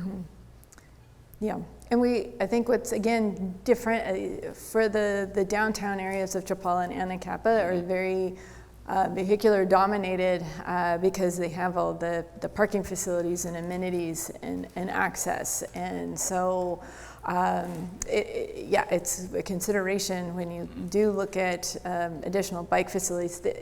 Do people bike on those streets now? Of course they do. Are they all ages facilities? Of course they're not. And so that's one thing that unique for when we had the temporary promenade of that we're able to increase the cross section of ages using the State Street where we hadn't seen that before. So, yeah, all considerations, Committee Member Lindvik. Hillary. Just following up on that, right, another difference, I assume, about, like, say, Upper De La Vina or whatever is volumes, right? Like traffic, number of vehicles. Right. That, you know, yes, play in. there's not, yes, as high in those areas as they are in the downtown proper. So there's a whole formula for what volumes of what the proper bike facility would be on said street. Thank you for your presentation, and I really appreciate you bringing the Vision Zero piece in. I've been on the Transportation Circulation Committee for like 13 years now, and having that lens, right, has really changed, I think, how a lot of things are done. So my question is, as we think about all these considerations and all the different flavors that could come out of this, from an engineering perspective, I think it's sort of been made clear, right, that what's downtown right now was not designed, right? It just became what it is. Talk to me about when you know, Public Works, engineering planning works on design of a project, of a bike, pedestrian, any type of roadway, you know, facility. What goes into that from a Vision Zero and sort of engineering perspective to make sure that it's as safe as possible? What does that look like? It's not an ad hoc thing, right? So, but what kind of informs that? Because not everybody sees the sausage being made, so to speak. Yes, I mean, it's a lot of variables that we have to consider, from roadway volumes, collision data. There's lots of potential engineering solutions depending upon what it is, and so yeah, they're not usually like that one size fits all for every street. So it's very detailed, and also looking at best practices which evolve over time as well. And would you imagine that, you know, State Street, this master planning effort is different than just your everyday transportation facility project in the city, but would you imagine that the way this gets planned, either on a interim or a permanent basis, all of those considerations you normally would use would go into this? Yes, it's we would look at it through the same lens as whether it's a neighborhood street or a downtown core. I think the significance is because of State Street being our downtown, because it had been the spine is, again, getting really strong networks to and from the State Street area. As we said, a roaming radius before for pedestrians, typically a quarter mile. Before you choose where you're not biking anymore, it's roughly, again, depending upon the user, about 4 to 5 miles by bike. So that's something, again, looking at State Street, we're looking 4 to 5 miles out to make that network really strong to get you to your destinations. Okay. Thank you. Ken. Thank you for your presentation. Start with a quick one. I just wanted to confirm in the 400 block, now that you're saying there's a possibility that that could go to one lane, which direction that lane would be? Again, if it were to match a future, to play with the future concepts for State Street, it would most likely be the northbound going up State Street, again, because of that right turn, to try to eliminate those right turning conflicts. So even though, public safety has talked about the need to get correct. south. So that's the issue. So again, we'd probably dive into this further, and I know Derek Bailey has been before you for this committee explaining what would need to happen. In order to go down to one lane on State Street, then you would need to change the configuration of Gutierrez Street. So say Fire Station 1 on that's on Carrillo Chapala needs to go down to the waterfront, and they can no longer have that State Street connection. They would go down Chapala, then cut over Gutierrez, and then State Street accordingly. Just one potential scenario. I can't design where the emergency is going to happen. But so what we're looking at is if you remove then the one-way direction on the 0 block of Gutierrez, what does that look like from a traffic standpoint? And are you going to have cars queuing into the intersections where you create another safety problem? So it's always, when we think about it's never like this is what we do. No, it's a domino effect, and so that's what we're analyzing. We hope to bring that information to a future meeting. I want to ask about downtown parking occupancy. Mm-hmm. So, my sense is between the pandemic and the doubling of parking rates, when I see less cars in the lots. And so I assume we track our occupancy. And do we forecast ahead what we expect the parking needs to be 5 years, 10 years, or however far down the road?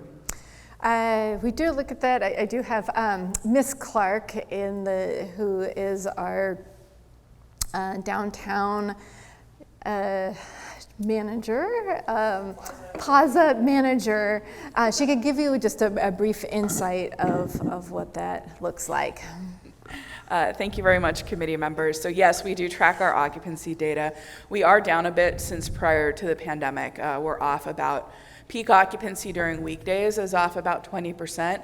It's a bit less than that on the weekends. It's still down a little bit, but weekends have recovered much more, which speak more to people coming downtown for entertainment purposes as opposed to daily commuters.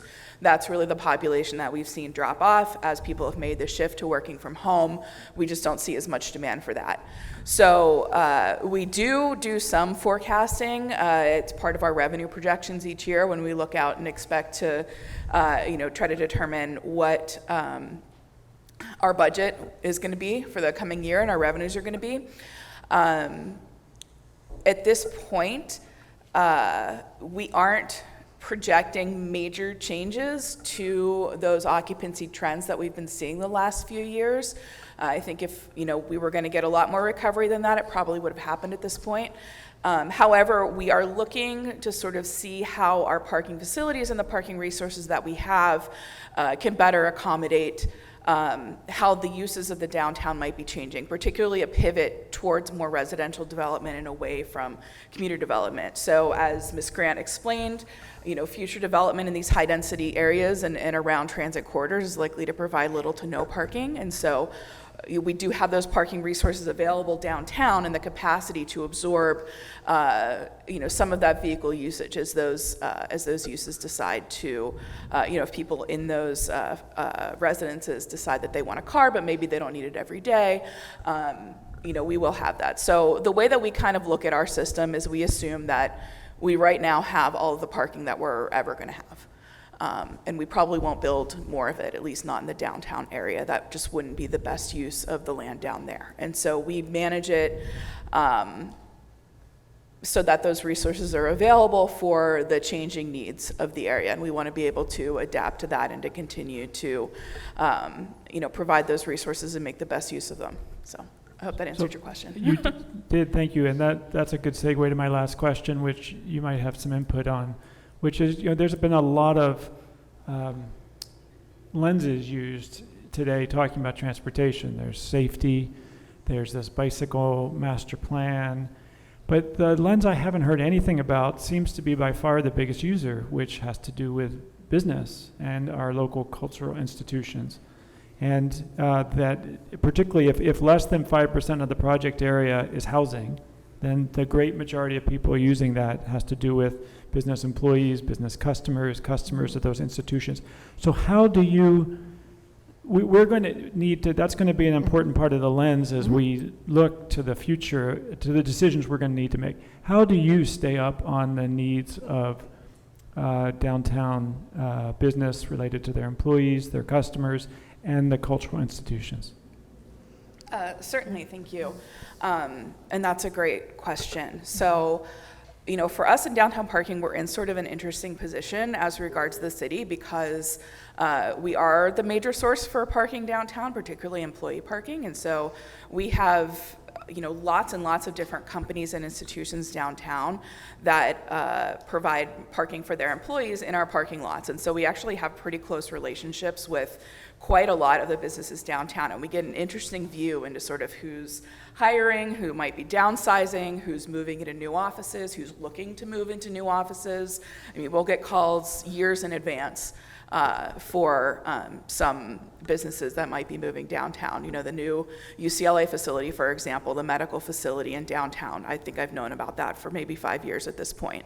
And so, quite that long? Probably not quite that long, but since before the pandemic. So, because the real estate brokers will call very early on. And so we have a really good sense of kind of what people are looking for and kind of how those needs are changing. So that's sort of the informal way, is just our day-to-day interaction with our customers.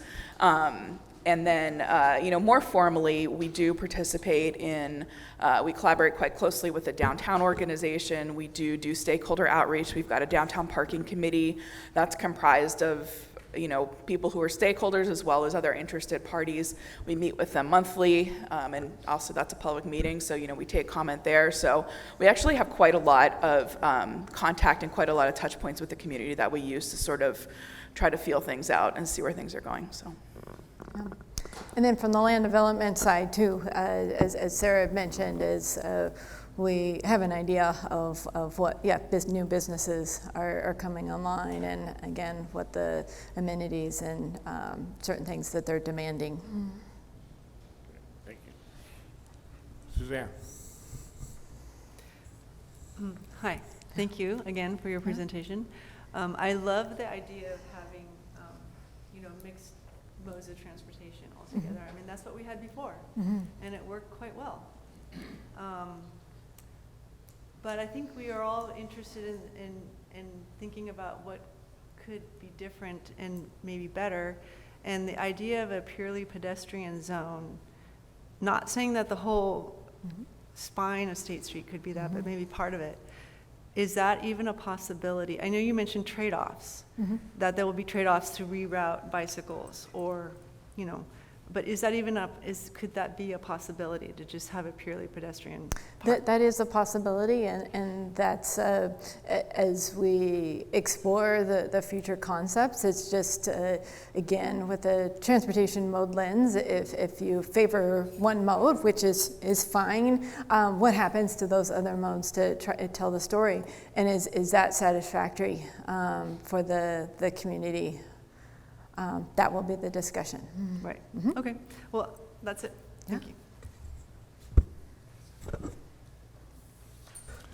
Robin. Thank you so much, Jessica, for your presentation. So much good information in there. In regards to your questions, number 1 and 2, a few things for future thought process, for data points for us to really ponder as it relates to all of this. I think it would be really important to do a little bit more research on a few things in order to create what we all want to see as a functioning, economically viable, profitable for business district, right? And so in order for us to understand that, I think some of the key things to be able to understand would be, for instance, in our parking garages that Sarah was speaking about, how many spaces are not used on the regular. So how much space do we have access to for additional housing? And then some of the additional ratio of data points in terms of how many pedestrians are walking by certain blocks, what areas have lower and higher pedestrian counts, and how can we potentially amplify the numbers of pedestrians and cyclists, and whether we decide to have cars, but so that we can make sure that those businesses are getting access to the pedestrians that ultimately are going to frequent their business. There are some ratios in terms of how many pedestrians should be near a business to make a business more profitable. Robin, I don't want to interrupt, but sorry. while we're just asking questions Okay. on the presentation, could you hold that for your comment Yes, section? and so I'll just ask a couple other questions, is just to finding, for future presentations or for us to evaluate, it'd be good to see how many bike racks are out there, how many loading zones we have, and the numbers of pedestrians versus bikes and cars, to be able to further evaluate that. Okay. Thank you. Yeah, thank you. Peter? Questions? Thanks for the reminder, Dave. Sorry. Were you anticipating a problem there? Thanks, Jessica. It was really, really informative. So, couple of questions. Is it possible for shuttles and bicycles to be in the shared space? And I'm just thinking about the 80 feet we have to work with, how to be the most efficient with it. And if a shuttle's there just periodically, is transportation ever willing or able to foresee that possibility? Short answer is it's a possibility. Again, with the sort of the safety lens is, what would be the appropriate size of said shuttle that would be operating on State Street where cyclists would feel comfortable sharing that space? Right. So I think that's how I see it too, because I've been in many places in Europe where the cyclists and cars all are in pretty tight quarters, and it works pretty well. But again, it's all about how it's, what the speeds are, and et cetera. Now, the other thing that struck me, and this kind of maybe what Suzanne was pointing out too, is how long has State Street, the bicycle master plan, been in place, and for how many years? And has State Street always been considered the spine? Has that word been used now since its inception? I would say that so the bicycle master plan has had different iterations, with the first iteration in 1974. Again, when we think of forward-thinking documents for our city, that was one very early on that was adopted. I think everything was always consistent in the narrative for amenities on State Street, again, because of the key destination areas to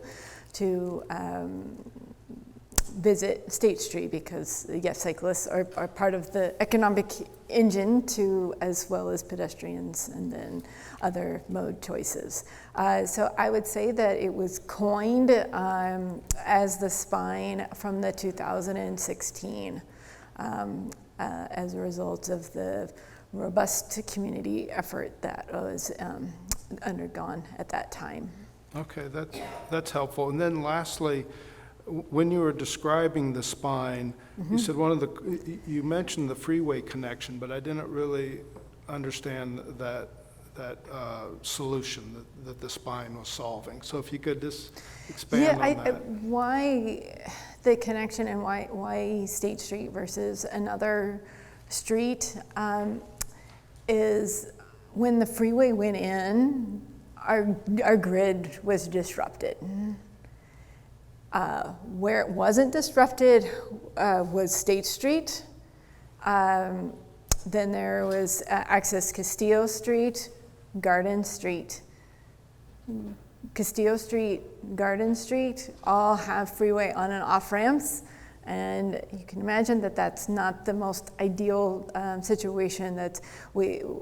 One thing from the pedestrian master plan and bicycle master plan, if you think of conflicts, where are the most conflicts? It's at the freeway interchanges. What's unique about State Street is you don't have freeway on and off ramps when you go underneath the freeway in that location, which makes it a more ideal facility for getting to and from the downtown. That's very helpful, thank you. Michael?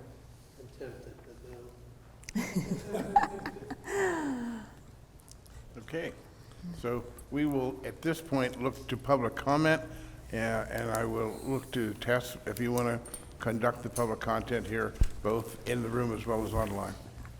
Yes, we'll go to in-room public comment first. Just a reminder for members of the public, there are blue speaker slips at the back of the room if you wish to make a public comment at this time.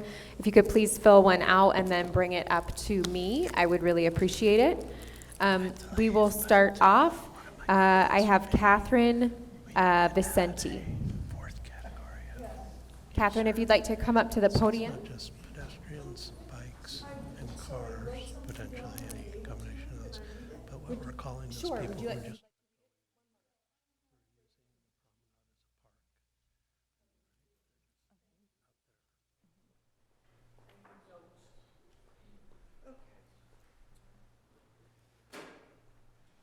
Hi. So my question is looking through the safety lens and learning from other people's mistakes. I know that I've looked online, and I believe what I've found says that the bike-friendly cities of Santa Monica and Boulder require cyclists to walk their bikes on 3rd Street Promenade and the Pearl Street and 3rd Street in both of those cities. And I think that they've done that out of public safety liability consideration for pedestrians. And I would just like to know, is that true? Has anyone, looked to Santa Monica and Boulder in order to use that information for decisions made here? Because I really feel that the commonality, the baseline is that the walking pace is what unites us. And it's what you need if you're going to go into businesses. People seated on bikes are not going into stores, shopping, they're not sitting down eating, they're not going drinking. They shouldn't even be conversing with each other, because if they're riding an e-bike, they can be going 30 miles an hour. I would just like to know, has anyone looked to get a lesson from Santa Monica and Boulder? Are we considering that? No. Okay. I think that's it. I don't think that those are activities that you can safely do from a bicycle, and I think that people could bike downtown, they can park their bikes, they can walk their bikes. It'd be better if they, parked and just walked with everyone else is walking. Then, that's community when everyone is doing, has something that they're sharing. So that's it. Thank you. I guess it has a question, but it was supposed to be a comment. So. Thank you. We don't engage, we don't respond to public comments during our committee meetings, but appreciate the comments for all of the members in the public. The next speaker is Molly Pearson.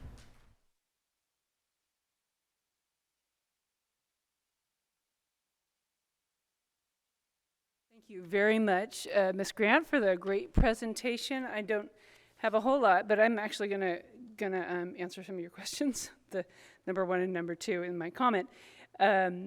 Just the second bullet down talks about State Street being a bike facility with separated peds and bikes. And I would, given the Vision Zero context, it just seems very obvious that a recommendation to continue to have bikes on State Street would be the safest. And do the design, whatever you can do to make it a safe situation. Use signs, reduce speeds, whatever. So I think that should be elaborated on a little more. I know that you're not trying to make that decision or that recommendation, but that's my opinion. And the other question was, are there any issues that staff should expand on? I just think safety, we need to look at data.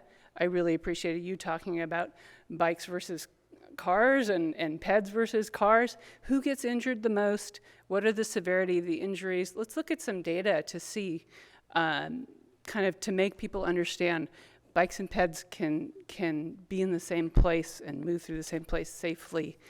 Yeah, and regarding the name, why don't we just keep calling it State Street? Because that's what it is.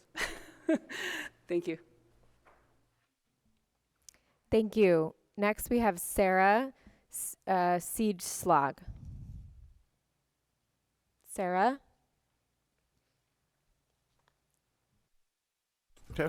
You want to call the speaker in the next speaker so they can be ready? Sure. After Sarah, we have Lee Heller, and then followed by Fred Sweeney. Hi, my name's Sarah Siege-Slag. I'm actually also a member of the Transportation and Circulation Committee, but my comments today are my own. According to the Vision Zero plan, bikes and pedestrians separated on State Street are the safest option. Everything else, anything else would be more complicated and more dangerous. I am also concerned about what seems to be emerging as this idea about having this single lane of vehicle traffic on State Street. I'll refer to the committee member who maybe assumed that having one lane would maybe favor businesses on that side. I don't want to sit at one of these awesome new outdoor dining facilities a few feet from a Ford F-150. It's idling and they're loud and they've gotten bigger and they're diesel-y, and that's not what I want to do. I don't want children playing in these new play facilities that are being proposed, next to vehicles that have gotten bigger since the pandemic that are now taller than the average 8-year-old. It's not safe. It's not in line with, I think, what we really vision. We've forgotten about what traffic on State Street is like with this much additional activity. We do need space for commercial and emergency and delivery vehicles, but we don't need to crowd the street with every private personal vehicle, which are going to block the delivery and emergency vehicles because there's no space to pull over. So you need to get a fire truck or an ambulance down, but you have all these other vehicles, like bikes, pedestrians can scoot out of the way. Cars have to go to the next block. So I think that's all I have. Thank you. Thank you. Next, we have Lee Heller, followed by Fred Sweeney, and then Aaron Richter. Good evening, everybody. I was just on State Street trying to partake of a salsa dance class, which is a lot of fun with a street that's closed. Watching bicycles ignore the dismount section sign and ride right around the edge of the class. So it is pretty clear, and I think the previous speakers have said it better than I could, that safety really dictates that we find a way to physically separate bicycles and pedestrians. There might be low-tech ways like the bollards that would be easily shifted during the delivery hours that trucks are supposed to be on State Street. As Suzanne, my neighbor, and Dave, my neighbor, will tell you, we've got speed humps now up Valerio, and that's slowing people down, and maybe at some point we could look at physical features of the bike path that would slow down bike traffic as well. But I do think it's important to find a way to keep that bike corridor, because we are also looking for ways to encourage people to use bikes for transport. And if we're eliminating them on State Street, we have a whole new set of problems about where to encourage people to ride to get around town. So let's find ways to manage both populations without motorized vehicles other than electric bikes. Thank you. Thank you. Next, we have Fred Sweeney, followed by Aaron Richter. Mr. Chair and committee and Ms. Harris, I think I've got this down to 2 minutes, and I'll try to keep it there. I'm here representing the Upper East Association. We did provide you information on a survey that we submitted to our membership in the middle of August.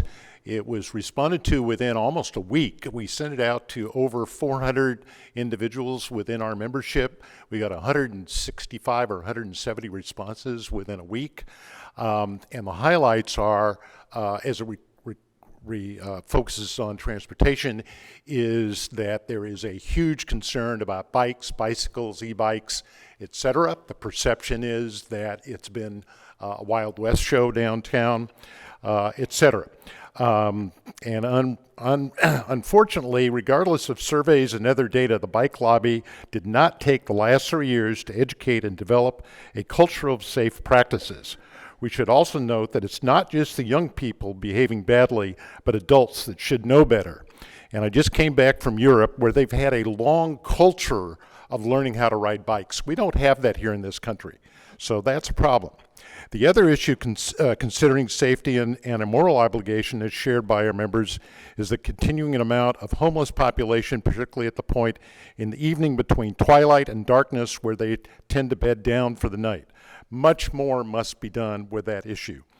The other last issue that is not only a current issue, but it's the issue of reducing the mishmash of parklets on State Street and getting them down to the 42 inches has been recommended by the Historic Landmarks Commission. And then finally, a couple of personal notes. Trolley on a railroad track might be a really good answer, and have it electrified. That way we have a specific location for those things with specific stops. And then don't forget about the shade side of State Street. That's what makes Santa Barbara so unusual. That's why the businesses on the shade side have always been the higher end. So keep that in mind. And then one final personal note. Policies on all matters needs to be increased on behaviors on State Street. I'm sorry, but the comments we've heard from the law enforcement folks, particularly at one of the latest city council meetings, is not acceptable. In general, city staff needs to concentrate more on solutions rather than presenting obstacles. Thank you. Thank you. Our next speaker is Aaron Richter. Hi, thank you. Yeah, I just wanted to make a few comments. Thank you all for the presentation. This is my first time joining, and I thought it was very insightful, so thank you. I'm a biker. I'm an avid biker. I'm not like a sport biker. I actually bike to get around town. I live on the west side. I use the B-Cycle program all the time. I'm an annual member, and I just want to represent the bike community here.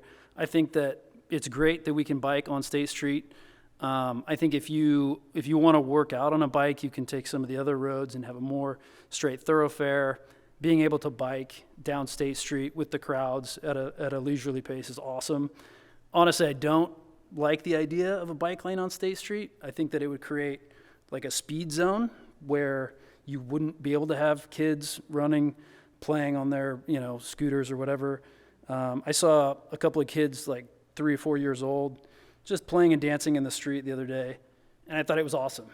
And it just, like that picture, I took a picture of the kids, and I just realized this would never happen if there were any streets on this road at all. And you got, beautiful trees, beautiful parklets, people hanging out, sitting on the side of the road. You have cars coming up and down, even if it's a trolley, even if it's on rails. I just don't think you would have that same kind of environment at all. And so even if it's, a smaller portion or whatever, just want to vote for keeping State Street open and keeping it vibrant. And I like the idea of a plaza, even better than a promenade. Kind of a square where people can come and hang out. So let me see, I have a few more seconds here.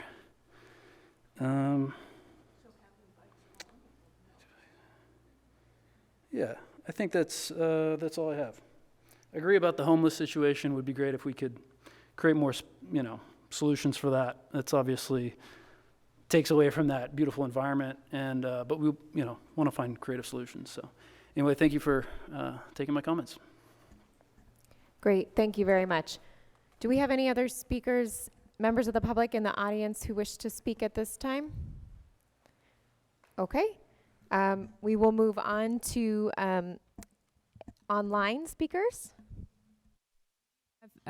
3 speakers with raised hands. The first speaker is Lorian Davey, followed by Marilyn Brewer and Heather Deutsch. Lorian Davey, I'll unmute you, and you'll have 2 minutes to speak.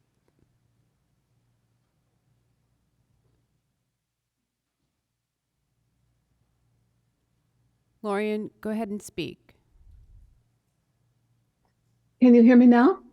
We can, thank you. Okay, yeah, I forgot to press the button.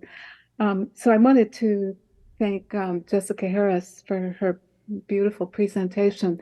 And it was a kind of an epiphany to me, what she said about the driveways on Chapala and Anacapa. And the reason that was an epiphany to me was because I'm a bikie. I'm also an avid bikie, but I don't think that bikes, people riding their bikes, should be allowed on State Street Promenade. I think that, well, I was thinking that it would be better to divert the bikes to Class 1 lanes on Chapala and Anacapa. But I didn't realize about the driveways and all the loading and unloading that needs to be done on those streets. I'm wondering if the transportation people could develop a plan where the bikes could have a lane down the middle of those streets, and then the vehicles, the delivery vehicles, could ride on each side of those streets. And then Chapala would need to be one way, the whole length, its whole length, like Anacapa. But I agree with the comments previously that some of the bike riders just aren't paying attention and aren't obeying the rules. And so even though I'm a bikie, thank you.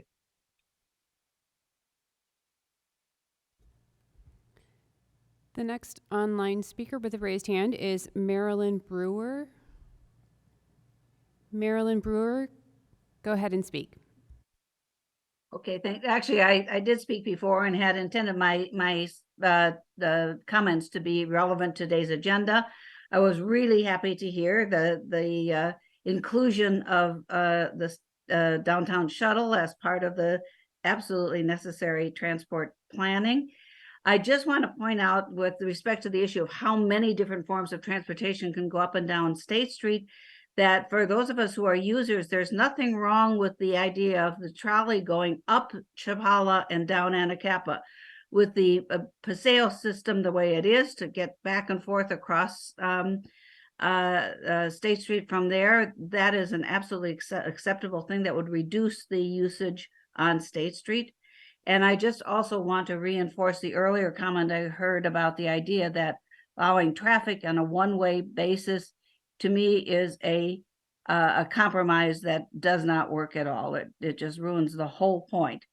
So even though I think that we can accommodate both bicycle and pedestrian, I think the other forms of transportation should be diverted from State Street. Thank you so much.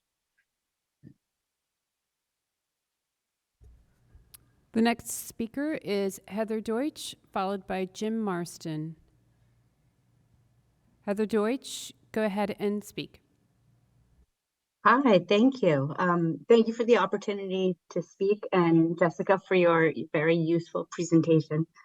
I'm the executive director of MOVE Santa Barbara County, which represents thousands of supporters of active and sustainable transportation in Santa Barbara. And while there are trade-offs, continuing bicycle and pedestrian access and potentially transit on State Street is really vital for a variety of reasons. Not only so many that were mentioned today, but it's the only real way to combat climate change while also addressing traffic congestion and the impacts of parking and our ability to provide affordable or just enough housing, among others. So I just wanted to touch on a couple of questions that arose and add to the answers. One question was regarding car share. It's a viability and maybe whether it should be on State Street. So as someone who's frequently used car share in other cities, you don't actually want it along a commercial zone. You want it where you live, and it would especially make sense in the parking garages along Anacapa and Chapala. You would never look to drive a car share down a commercial zone like State Street. In terms of Lyft and Uber drop-off, similarly, you have cross streets. There are many mid-block locations accessible via parking lots and garages. And then it also was brought up this question of conflicts between pedestrians and bikes, and why aren't bikes allowed on sidewalks? And in many cities they are, especially in less congested areas. But it's not actually really about the width, sharing the width. It's really about conflicts at driveways and intersections when drivers do not expect someone traveling on a sidewalk to be traveling so fast, which is part of the reason we aren't interested in really, we can't put something safe on Anacapa and Chapala. So thank you so much. The last speaker with a raised hand online is Jim Marston. Jim Marston, go ahead and speak.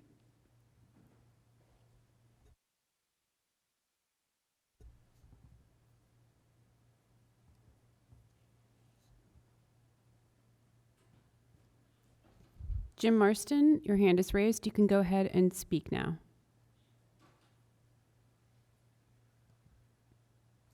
Okay. This is Jim Marston. I want to thank the speaker for the good presentation. Of course, walking and bicycling are great transportation modes for some people, but we're forgotten about all the people who are elderly, who use wheelchairs. By the way, none of the cabs that I know of and none of the ride shares are accessible for wheelchair users. The MTD shuttles is totally accessible for everybody. And I live downtown, like the other speaker mentioned, for 30 years now. I can't get down to the beach. I can't get to the zoo. I can't get to the harbor. I can't even get to the Amtrak. I've never seen a town with an Amtrak that's not accessible by public transit. I hope that you guys, but also the city council, can find the money right now to bring back the shuttle. Pedestrian mini cabs are not going to work. There's not enough of them. They don't carry enough many people. And the wheelchair pedicabs only have room for one wheelchair and one adult, or one ambulatory driver. So that's all I'm going to say, but I think we need to have the shuttle back. It's been 3.5 years that I can't get around, like the other speaker mentioned. That's why we have trying to attract people to downtown without cars, and yet you can't have a good, vibrant downtown without having a good transit system. So thank you for all your work. There are no other speakers with raised hands online.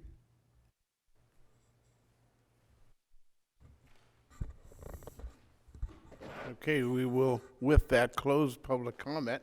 I want to thank everybody for taking the time to weigh in here today. And you've got the questions back up here. I'm going to go around the room again and ask you basically to give your answers, if you will, if you wish. You don't have to, but your wish to input that staff is looking for. I want to remind everybody that we're going to be coming back here in October, really looking at how they've digested and bringing proposals to us. So we'll have a lot of time to weigh in on the pluses and minuses of any particular type of concept. I also want to note that Kristen Miller, who isn't here today from the chamber, did send us a written communication, which I would hope would get distributed to the full committee so that you have the benefit of her thoughts in that regard. In that regard, we're going to start over here with Peter this time and go the opposite direction. Megan, you're going to be last this time. No questions or comments. Robin?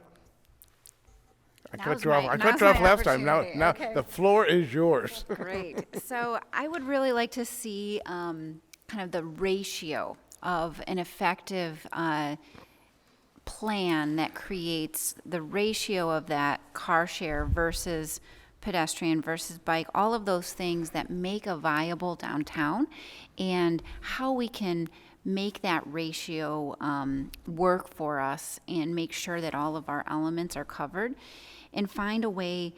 I think the hardest thing that we're going to be able to figure out here is how to create that beautiful design that we're looking for, that flow and safety and sort of that effect, but also incorporate these different elements that make a viable environment for our businesses. So trying to explore that and seeing what data points that we can bring in from other effective pedestrian areas, mall areas, and just business districts that can lend information for us to kind of have comparative information so that we can ultimately make good decisions on what we're doing here. Great, thank you. Suzanne? No comment. Ken?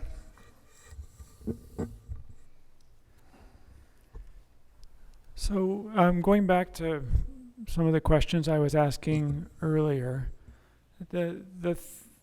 again, I keep trying to think about when we talk about transportation considerations, what is the criteria we're going to use to evaluate the recommendations we receive? And what's the criteria that we're going to use? What is the criteria staff is going to use to make a recommendation to us about cars and bikes and shuttle and how we handle pedestrians downtown? And to me, I'm looking to economic vitality as something that we have to generate more of downtown. And most of the people who are talking about transportation seem to be talking about using lenses other than that. So they're using lenses of Vision Zero, or they're using lenses of we want to have less cars, or we're using lenses of the bicycle master plan. But in the meantime, 95+% of the activity related to downtown is going to be feeding businesses with employees and customers and our cultural institutions. And we really didn't receive almost any information related to that today. And so it leaves me at a loss to know how to evaluate. I feel like we need more. I myself am trying to talk to more of the downtown businesses.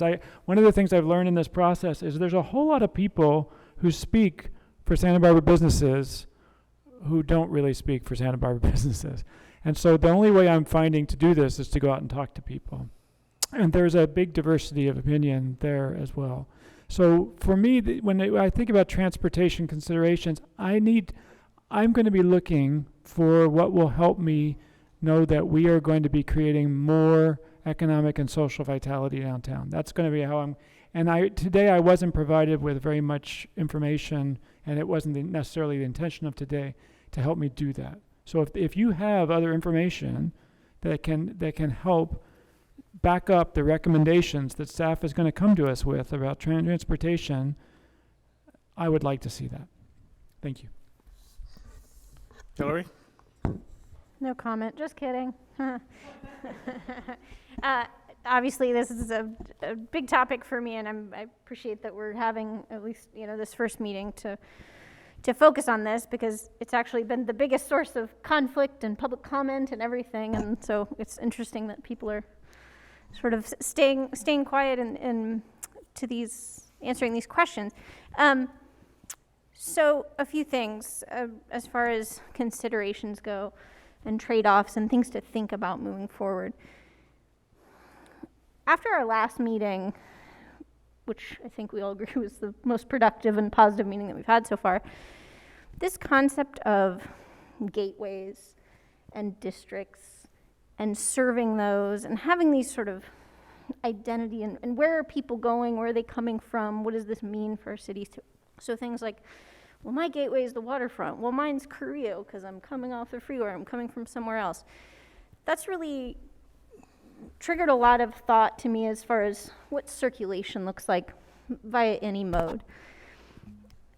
Oftentimes in talking about transportation or talking about a specific corridor, right, which is kind of what we're usually focused on in this, is people think about how can I go from, like, in a linear fashion, up and down and up and down. But that's not really how people get around, right? Like Jessica was saying, they come from somewhere else, or even if it's your neighborhood, right? You're gonna walk through a Paseo to get to the place, or you're gonna bike from 2 blocks away, and are you gonna be on the 0 blocks, and is it gonna be safe? Or if you're gonna take a shuttle, is the point that you're just like slotting up and down State Street, or are you gonna wind up at the waterfront also? Are you gonna get to different places? Obviously, all these modes have to play together somehow, right? Whether they're on side streets or they're in separated facilities or whatever. Number one thing, it's got to be safe. I think we know the state of the practice for engineering and planning is separating modes is important, and one thing to remember also is cross streets. Right? I don't think anyone is really suggesting, or I haven't heard suggestions that we close cross streets to cars, right? And so just know that we're not just in a tube going back and forth. We have interactions and there will be conflicts. And so thinking about how do we want to set ourselves up for those sort of marginal spaces and transitional spaces, I think is really important for this too, and how it connects. Much has been said about the sort of transit piece, right? And what I've heard in my work life since the beginning of the pandemic is bring back the shuttle for all the reasons like Mr. Marston stated, right? There's no connection to the Amtrak, right? Which is wild. People from out of town who have visited Santa Barbara for a really long time, have been calling and emailing MTD for years now going, is it back? Is it back? Because I take the train there and then I get around on the shuttle. Unfortunately, the answer is right, no, it's not back. For locals, again, I think I've actually spoken with one of the public commenters about what's the deal. I live downtown, right? Downtown is already a neighborhood. It's already a neighborhood. People were using the shuttle to get around. It wasn't just like a fun thing to take your kid on or a thing to use when you get the cruise ship in, but locals use it, or we're using it. I think there are a couple of things to think about when we think about visions, because we've talked about different vision statements for all of these. The thing that I'm thinking of, and the thing that is sort of starting to gel from the transit perspective, is 2 things that could work in concert. One is the concept of a circulator, a way to get people around downtown. Both visitors, visitors from Goleta, visitors from the, apparently horrible Los Angeles that we keep referring to in our planning documents. Wherever people are coming from, whether it's 2 blocks away, it's, within our region, or it's outside of the region, thinking about those gateways, how are they getting in, and then how are they getting around downtown? How are they getting the waterfront, right? This isn't a waterfront plan, but we'd be silly to not think about that broader piece of how people get around.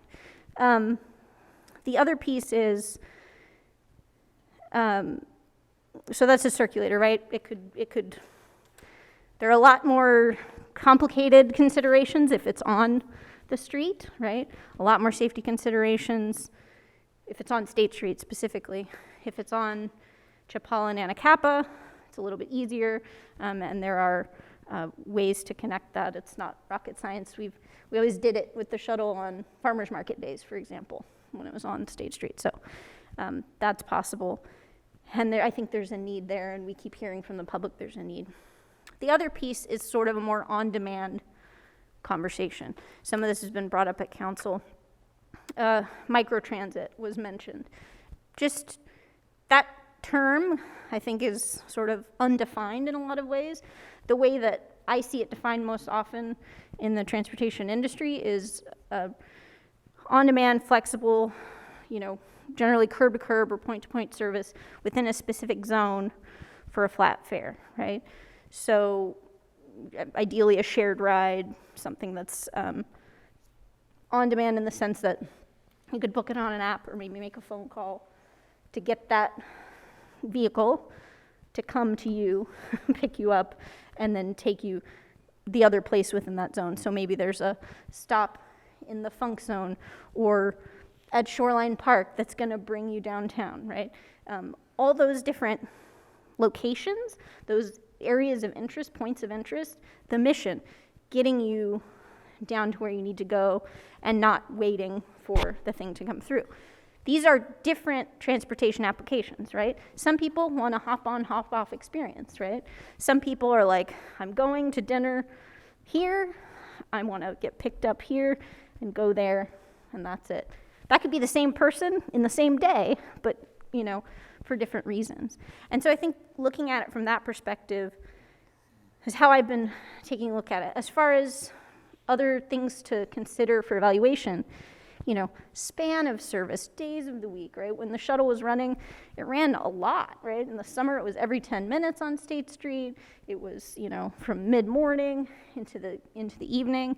From a cost perspective, that's more expensive than something that's 3 days a week or, in the summer or something like that, right? So those are some other things to consider. Another piece is, from a comfort and safety perspective, climate adaptation-wise. At the last meeting, we talked about, making sure in these public spaces there's shade, right? Because it's only going to get weirder and worse, right, with our weather, and we need to prepare for that. Thinking about transportation with regards to that, there are a lot of people who do appreciate being able to hop on a vehicle that has air conditioning, or they're not getting rained on, right? And I think we'll only need more air conditioning and more shelter from rain as we go forward. And so that's something else. And then, of course, accessibility. True accessibility. We've talked from the start about universal design, and I think we may have strayed a bit from that, or at least it's been just kind of thrown in the bucket with everything else. And what that really, really means is important. And so I think a reminder to the committee, to folks, to the consultants who are informing that, when you talk about moving people, one, you want to talk about how many people are you trying to move. Are you trying to move 5 at a time? Are you trying to move 30 at a time? Obviously, that affects cost, right? If you have, you want to move 50 people, but you need 10 golf carts versus you could have one shuttle doing that, right? So those are some other trade-offs. But the ability to actually have people who have mobility issues use the same vehicle as everyone else, it's not a special vehicle just for them, right? Because that's segregation, right? And so we want to make things as universally easy as possible and safe as possible, not just in the roadway, but are you making people climb up steps to get into a vehicle, or are you having a level boarding surface? It's all really, really important, but that also means you have to design your roadways in a specific way. So you're putting that on State Street, you got to have a curb or something like that, wherever those are landing. So those are other considerations to think of. And I'll just wind up by saying, and thank you for your indulgence, designing for locals is something that we've talked about here, and the visitors will come. I don't know about you, but if you plan to go somewhere on vacation, I don't go, what kind of tourist traps can I get into, right? I want to go and live like the locals do, try to blend in and enjoy what they enjoy and what's useful for them. So I think if we design our transportation system for locals, no matter the mode, it's going to benefit the visitors, it's going to benefit economic development and viability as we go forward. And the curb management piece that people have brought up about drop-off zones on the side streets, on the zero blocks especially, I would love to see that come back. There's a lot of sort of interesting technology and work being done around curb management.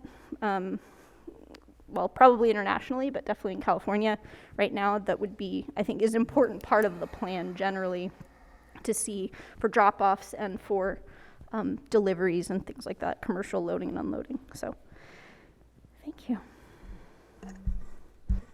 Thank you. Ed? Thank you. I'm not sure that I can provide any answers to questions 1 and 2. I am, to a degree, really mystified as to how we are going to end up with a plan for State Street. We saw a plan several weeks ago that did not include mobility. And someone is going to have to make a determination as to what that mobility plan will be.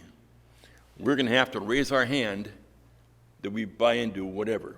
Bikes, no bikes, cars, no cars. We're going to have to raise our hand, and it's going to have to be counted. And then we will see what happens with that. I think that a lot could happen that we're not going to be happy with. City Council may not be happy with. But the planner cannot design the State Street promenade without knowing what's there. We currently show, or the plan we saw 2 weeks ago, we saw plazas, 2 per block in some cases. In the civic area, there were 4 plazas.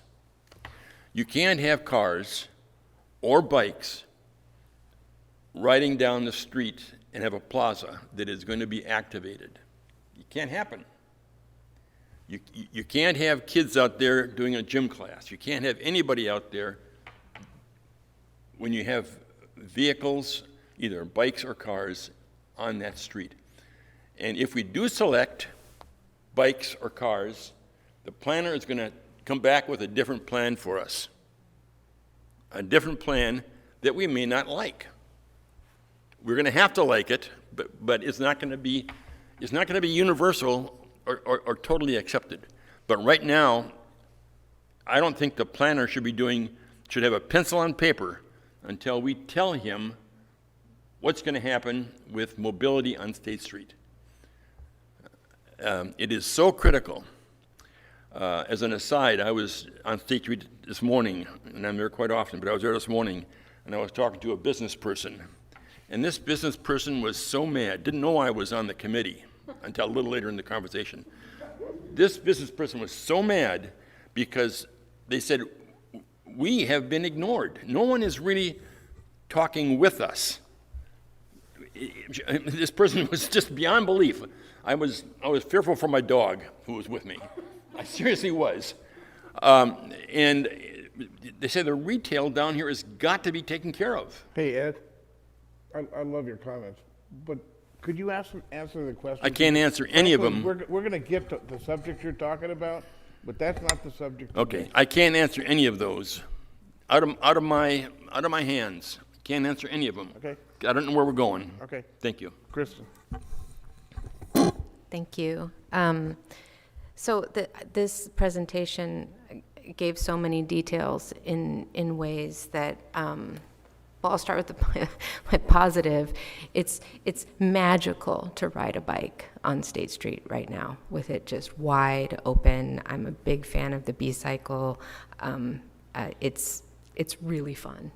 It's magical to walk on State Street. It's magical to play on State Street. The shuttle was magical.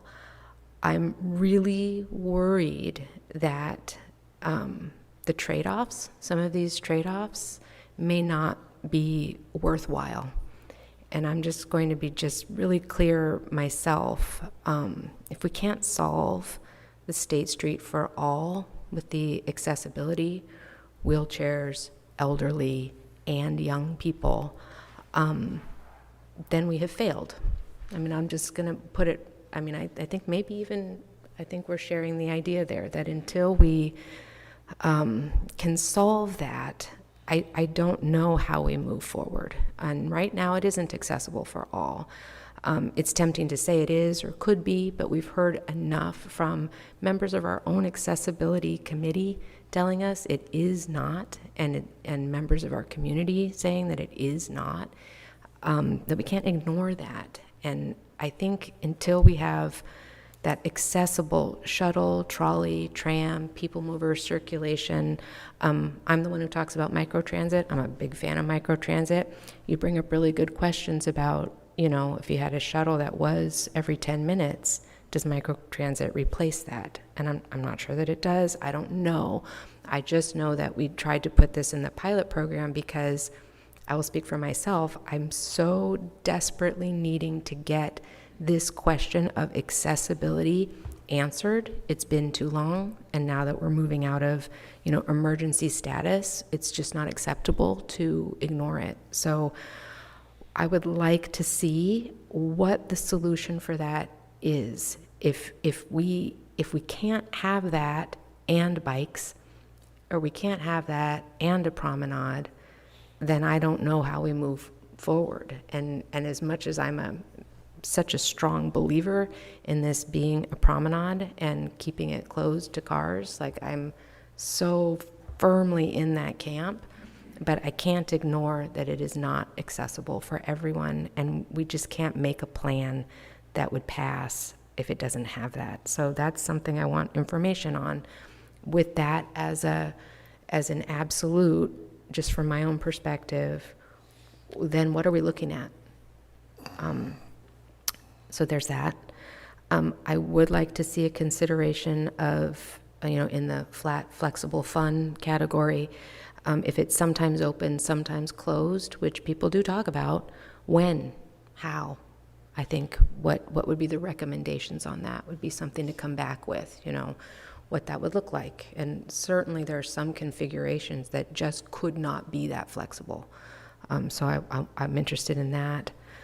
As an additional comment, I'm not sure it fits in here or not, but I think a car share program in the parking structures would be worth looking at as we're looking at a circulation plan, particularly if we're talking about housing and making that a neighborhood.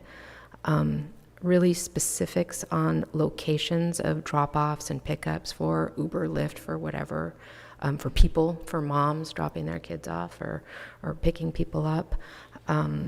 I don't think they are really delineated, and it is sort of like we sort of create lanes. And I had the experience where I had a whole group of drunken 20-somethings trying to get in my car because they thought I was Uber. And I was, no, I'm not. I'm actually here to pick up my 20-something daughter, but not you, group.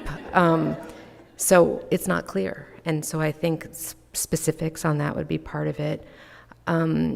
Additional comment, if we have one lane for cars, we might as well have two and open it all up. I don't see once we have it for one, and then you have bikes, and then pedestrians are on the sidewalks, we might as well make it easy on ourselves and open it all the way up, or have cars, however we want to say that, open, closed. And then on these plazas, the concept of a plaza, public commenter Fred Sweeney mentioned this, but it's also come up long before even we had this iteration of a master plan, that we have De La Guerra Plaza with the possibility of closing De La Guerra Street. We have Library Plaza with the possibility of closing just that section of Anna Pamu. Maybe those are our plazas. And when we're talking about plazas being squares and being pedestrian only and being no bikes and really a place where kids, elderly, anybody can just be passively without needing to watch your back. And I don't think we've yet seen really a consideration if those are the anchor plazas, and Paseo Nuevo is a plaza in its way too. If those are anchor plazas, do we need other plazas? But I also do really want to see, and this is my last thing that I think needs to come back at some point, is if we did do pedestrian only for a block, for 2 blocks, which blocks and why?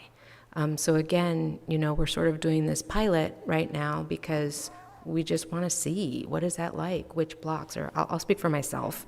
I feel really strongly that until we pilot it somewhere, we don't know what it's like, but I think that this is a body that will at some point need to weigh in on that.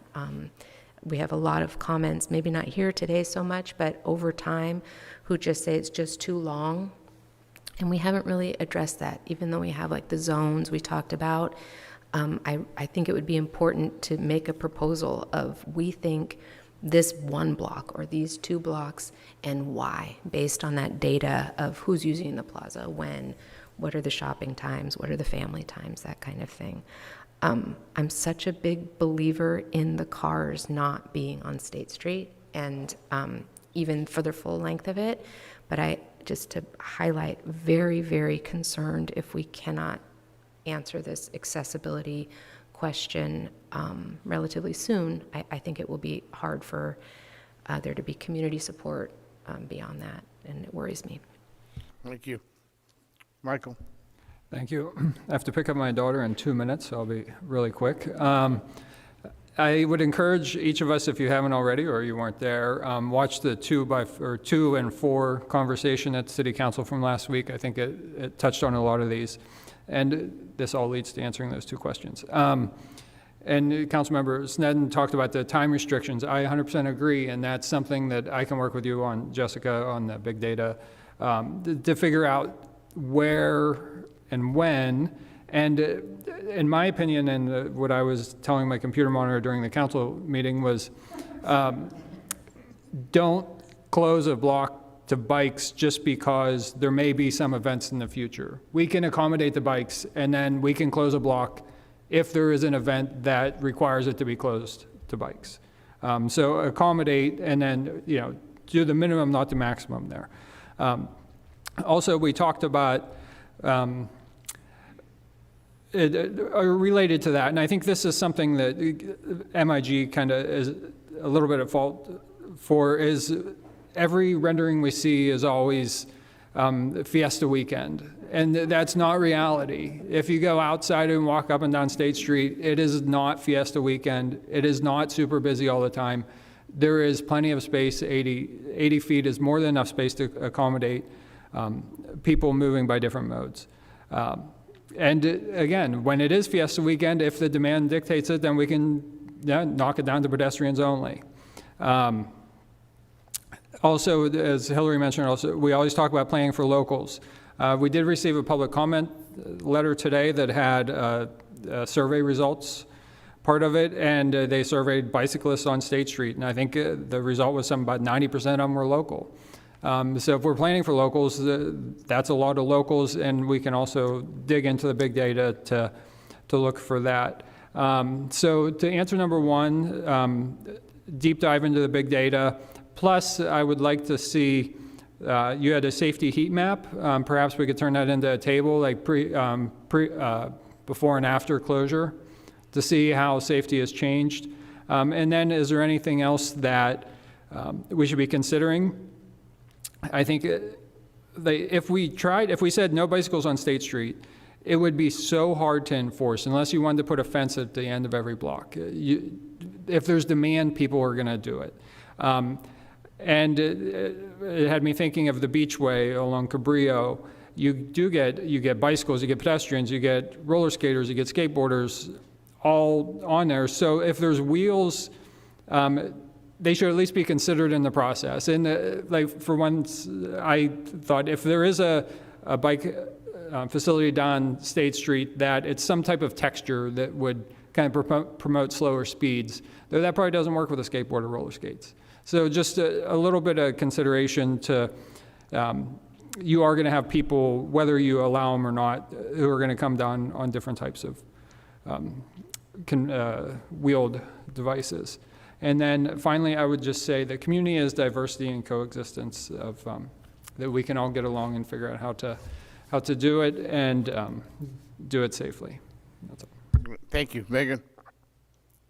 Thank you, Chair Davis. I'm going to be really brief because the 2 main considerations that I'd been thinking about have already been discussed by multiple people. I mean, first, I would just say, again, how much I appreciate this and that this is the start of obviously a much longer conversation. This is in no way my area of expertise. So to have this learning for us and to really ground us and sort of frame the start of the conversation, for me personally is really important, and I think will be useful not only obviously here, but in the other contexts where we're talking about State Street. So I appreciate that. For me, the two considerations that came up, or things that I would like us to consider in the future, I guess, per these questions, over and over. The first, as was said, accessibility. The primary for me is, that's the one thing that I felt really should have or needs to be centered, and is something that I want to center, talking about